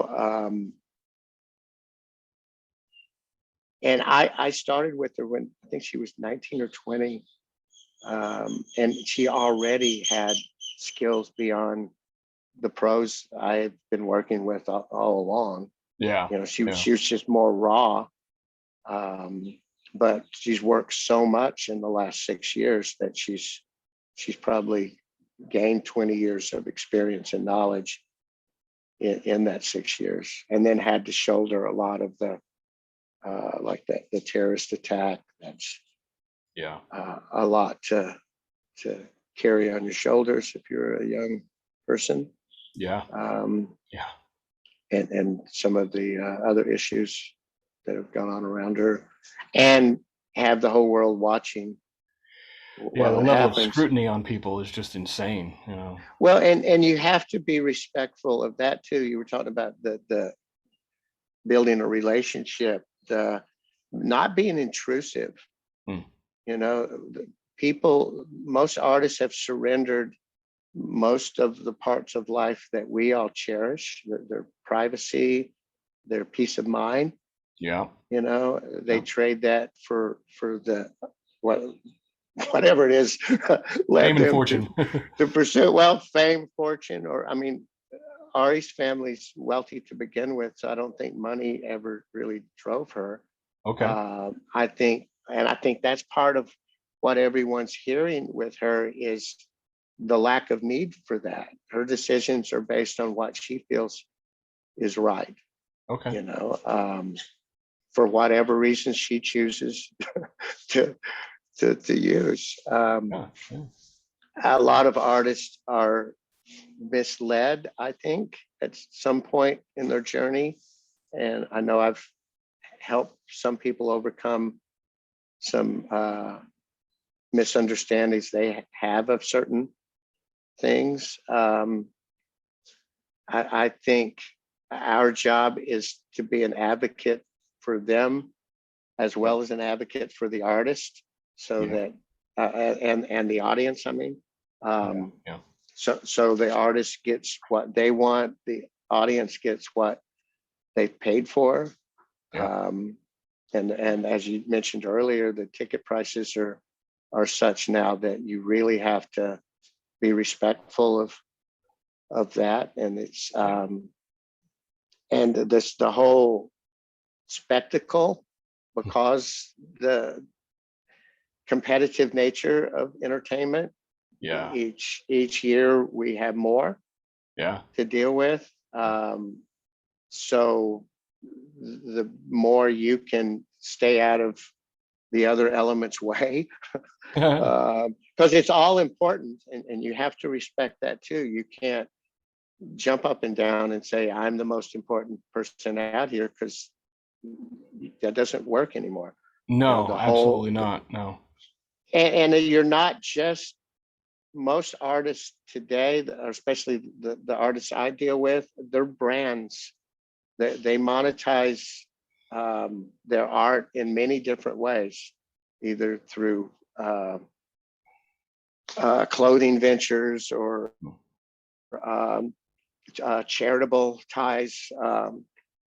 There's other aspects to what they do that's a big part of who they are and what they do. So Yeah, all of that has to be considered and respected throughout the way.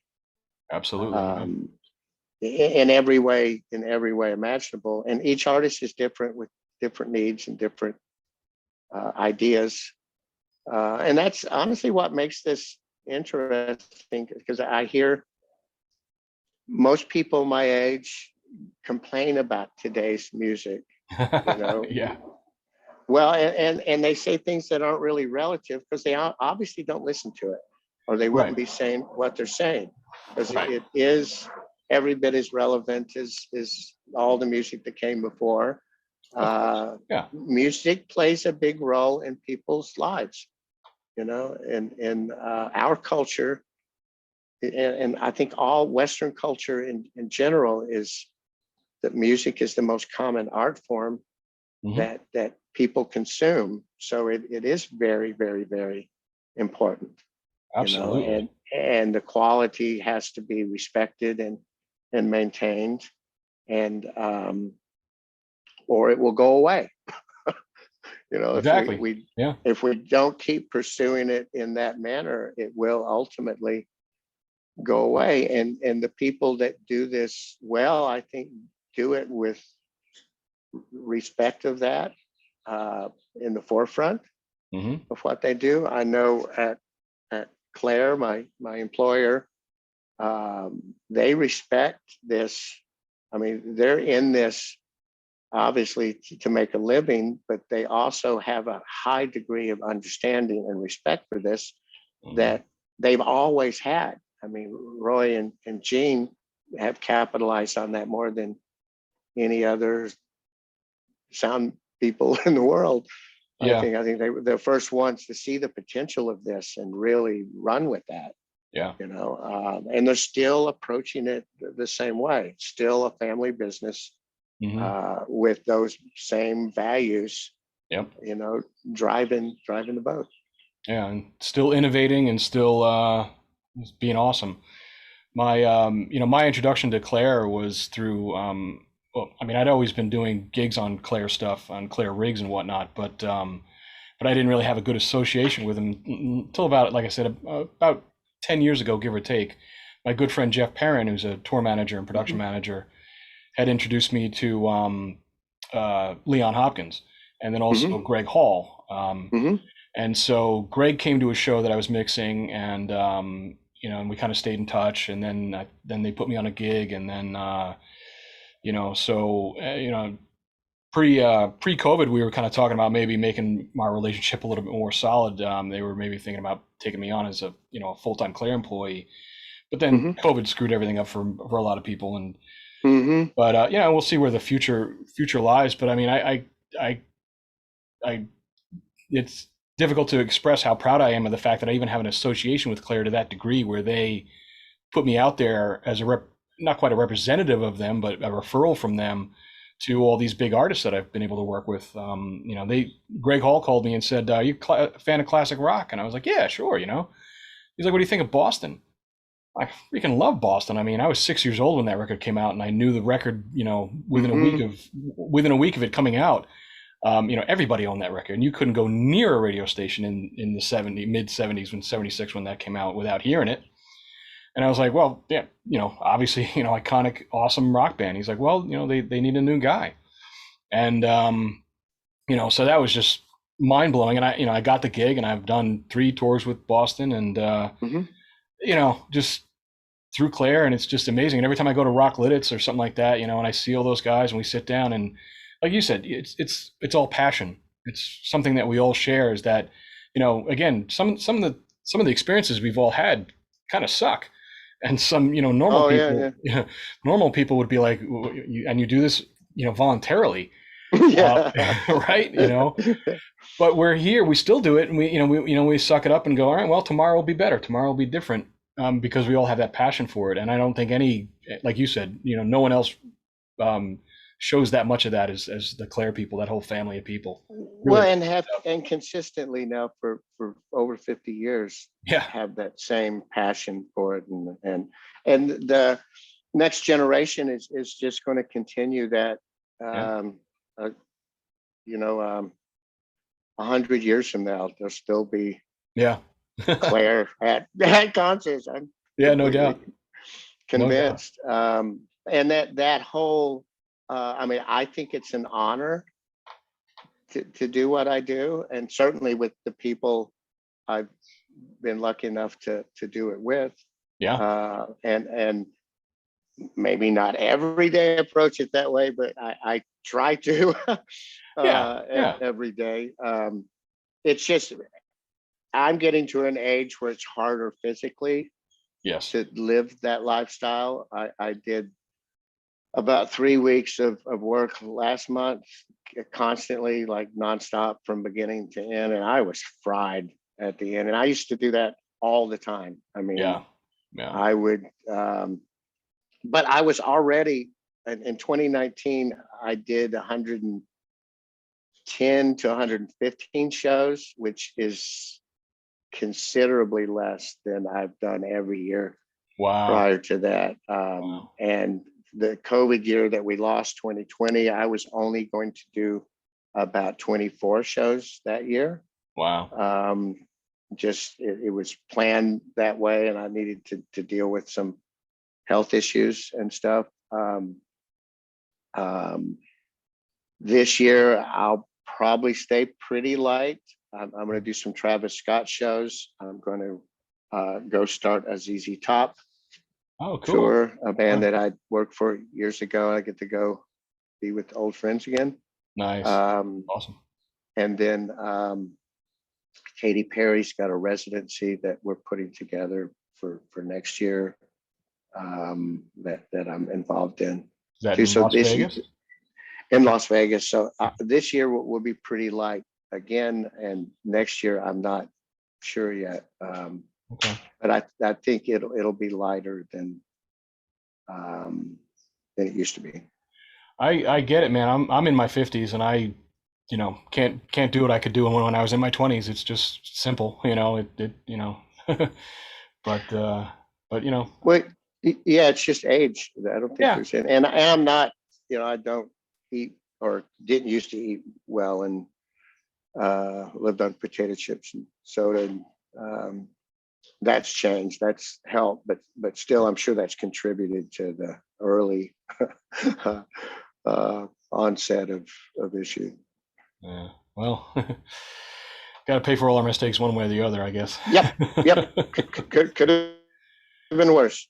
But you're still with us. You're still Could have been mixing. You're worse. still rocking and rolling. It's awesome. Hmm?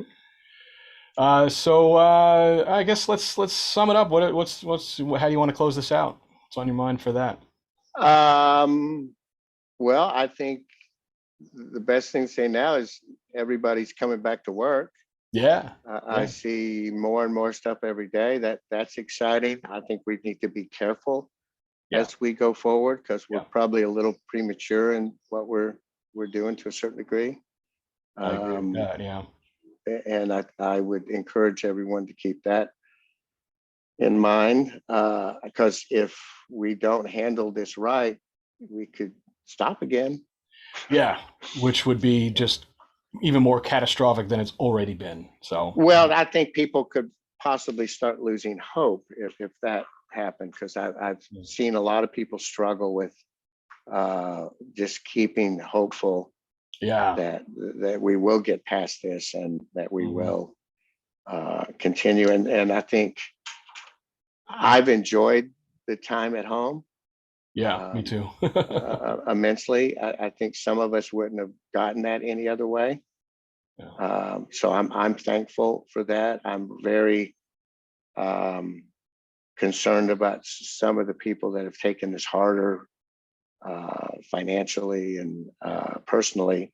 Yeah. Um, there's a couple of people I've lost contact with. Their phones don't work anymore, and that kind of is worrisome. Yeah. and we've never seen anything like this, so it's kind of unprecedented. It's uncharted territory. Yeah. It's uncharted territory, so it's hard to know the reality of it. Yeah. I think we won't really know for a couple of years. I think we'll look back on this more objectively, and hopefully everyone will proceed with more care Yeah. now that we know things like this can indeed happen. And no one wanted to shut down, but it was the responsible thing to do.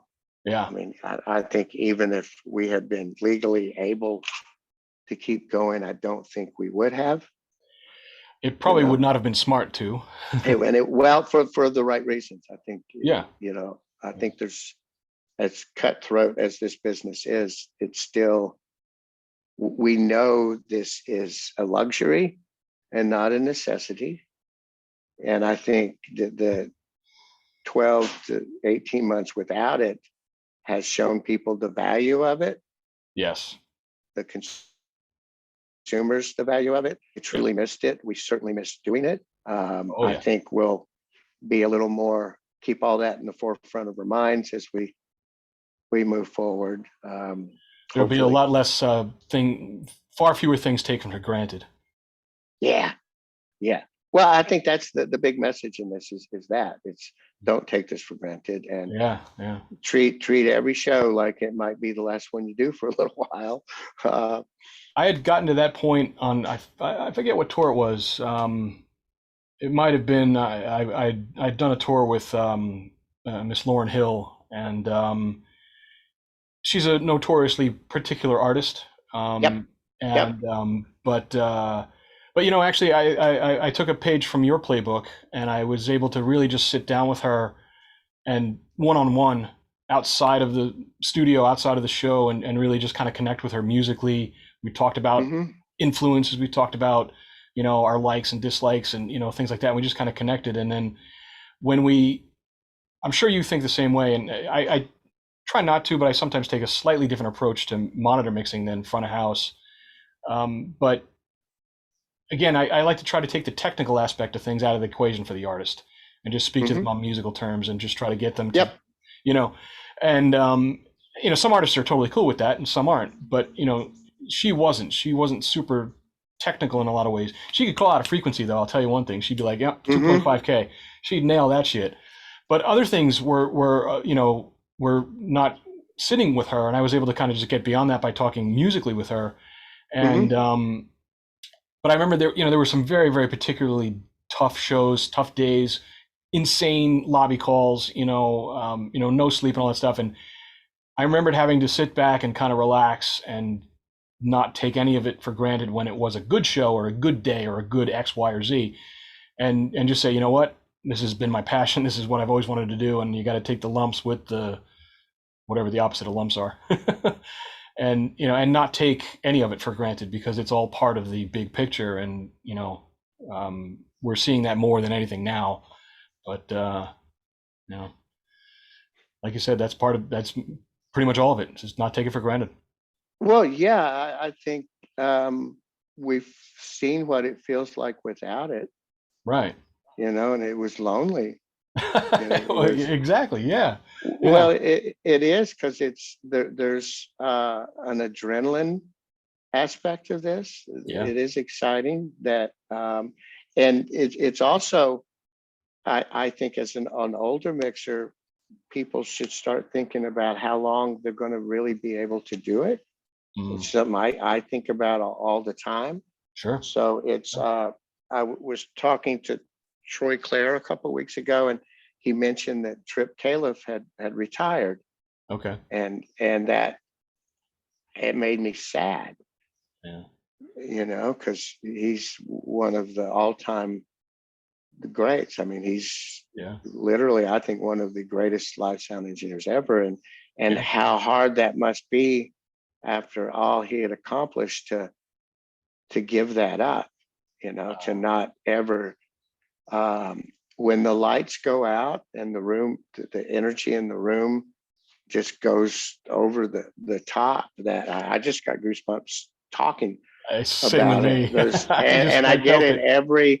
no matter how tired I am, no matter how I don't particularly want to be at whatever place that is. When that happens, you feel something comes over you, and it all the importance of it rushes back in, and it takes you to another place for 90 plus minutes. Yeah. It's to give that up, which everyone will do it at some point. Um, that's hard to do.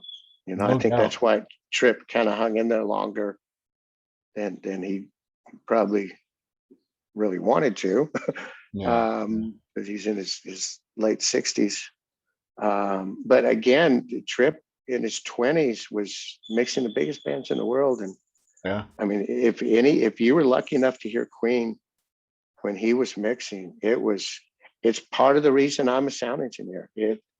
It was like going to the Indy 500 and being there as the car comes back by the finish line. That makes you want to be a racer. Well, hearing Tripp mix Queen would make anybody aware of all of that want to be a sound engineer and have um, that release, that Yeah. form of release that is, because you're helping a world-class artist deliver their art to a group of people that paid a lot of money, stood in line, anticipated for weeks. Right. That's what you're hearing when the lights go out. It's finally here. Right. That's hard to think past that. It is. And, like they talk about the runner's high, and it's like, that's the mixer's high, It is, and it lasts for the length of the show, and then the anticipation for the next show starts right after. Yep. The big ramp up, and it's similar to the experience the audience is having. Yeah. In a certain way, if you let it be. Yeah. Yeah. And I've even felt that, at monitors, it's like it's very different when you're not in the audience. You're not feeling that, the people screaming behind you, they're screaming at you. And have you ever mixed monitors? I've mixed monitors from front of house Oh, for Prince and a band called Puddle of Mud. I did a whole tour where I you did were it mixing from. monitors from front of house for Prince and Puddle of Mud. Wow. Well, Prince, I didn't know when I took the job that it was part of it. I got there and couldn't find the monitor consoles. How I realized the reality of what I had gotten into. What have I got myself And with into? Puddle of Mud, they had been through several monitor engineers, and we were touring using locally provided gear. So I took Oh, the $2,000 they had allotted for the monitor engineer and got an XL4 and some outboard gear, and they only had 20 inputs. So I did front of house on one side and set up a monitor mix on the other side huh. that we did one sound check and used it for 7 months without me ever. I never even listened to the mixes because, well, it was consistent. Okay. And that's what they were missing, was we were using local gear all the time. So there was an inconsistency there Hmm. in their ear mixes that they weren't happy with. And I put speakers on stage, turned the horns off so they could actually feel to go with it, which again added to the consistency they were looking for. Okay. And we accomplished all that for the price of the monitor engineer. So it helped the overall problem. And we did that till they started doing festivals, and it wasn't really, it was hard running back and forth Oh, that's during the setup to, yeah.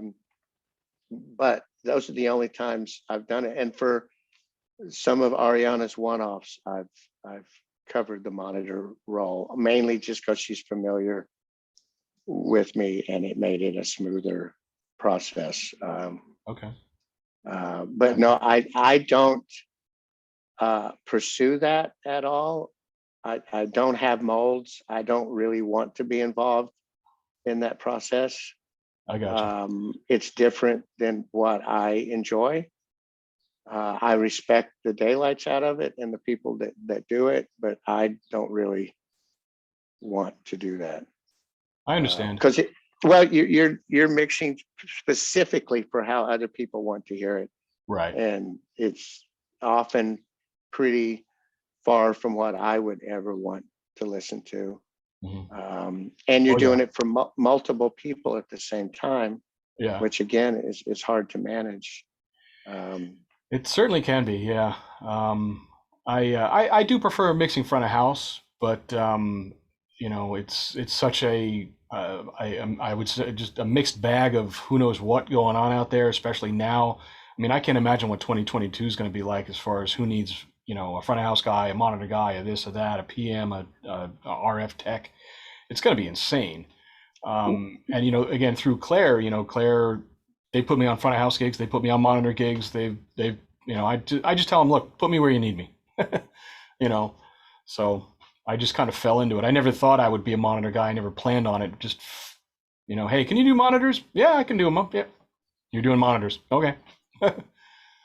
well, I do think the skill, the personality skill sets that you need for monitors will help you at front of house. Mm. I think Yeah. a lot of front of house guys kind of skip over that part where monitor guys have to approach it that way. I think that's why some of the guys that have transitioned to monitors to front of house have done really well is because of that advantage there. Makes sense. Yeah. It's like we were, talking about before. You have, as a monitor guy, you're gonna have generally speaking, you're gonna have a more intimate relationship with your artist. Because they're gonna come right up to the monitor board and tell you what they don't like about what they're hearing. Oh yeah. You may or may not get that sometimes as a front of house engineer. But guys like you would go and seek that. You'd go actively go look for it and find it. But Well, see, that's part of what I don't like about mixing monitors is you're never really hearing the reference that they're hearing ever. Mm.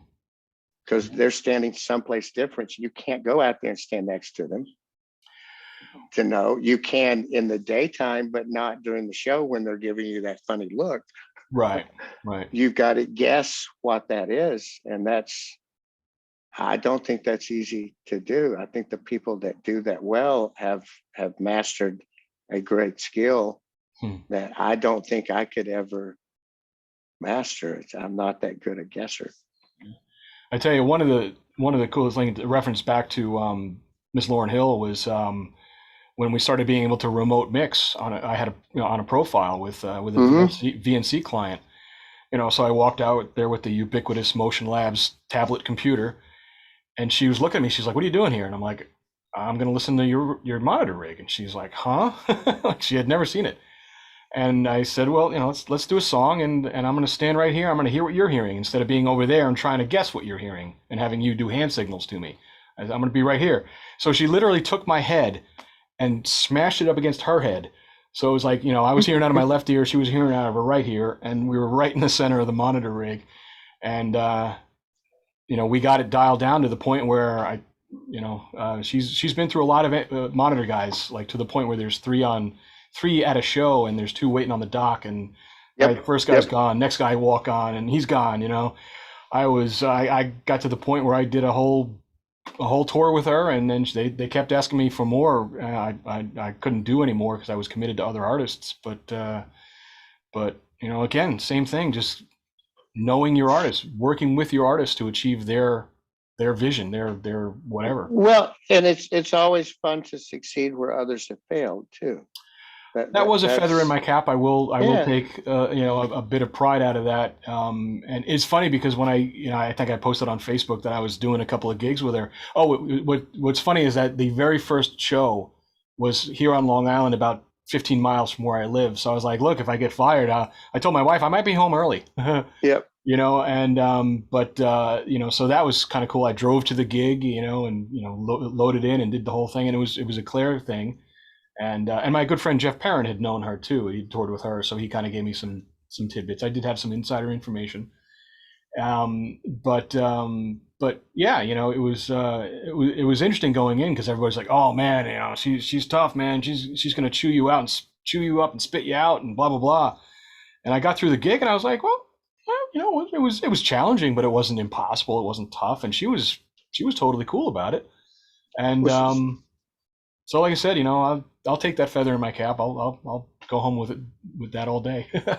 well, artists with reputations often uh, people try to perceive that uh, their approach is affected by the anticipation of the situation. Right, You know, right. I think that a lot of Morset's mic technique has given a lot of people a challenge that was hard for them. Okay, I Yeah, it was challenging but doable.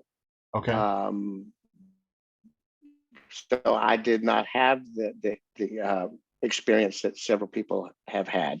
Um, Kanye West has been known to be difficult with certain people. I haven't had that experience with okay. him yet. Yeah, it's more difficult than normal, but still very doable. I think people haven't always come up with the right approach Mm. to certain artists, and then they gain a reputation, Yeah, and then it's really hard to fill that role because people are they're leery when they get there. yeah. So they're not giving it their fullest. They're giving it their fullest in light of the fact that they anticipate a bad end result Right. because of what they've heard.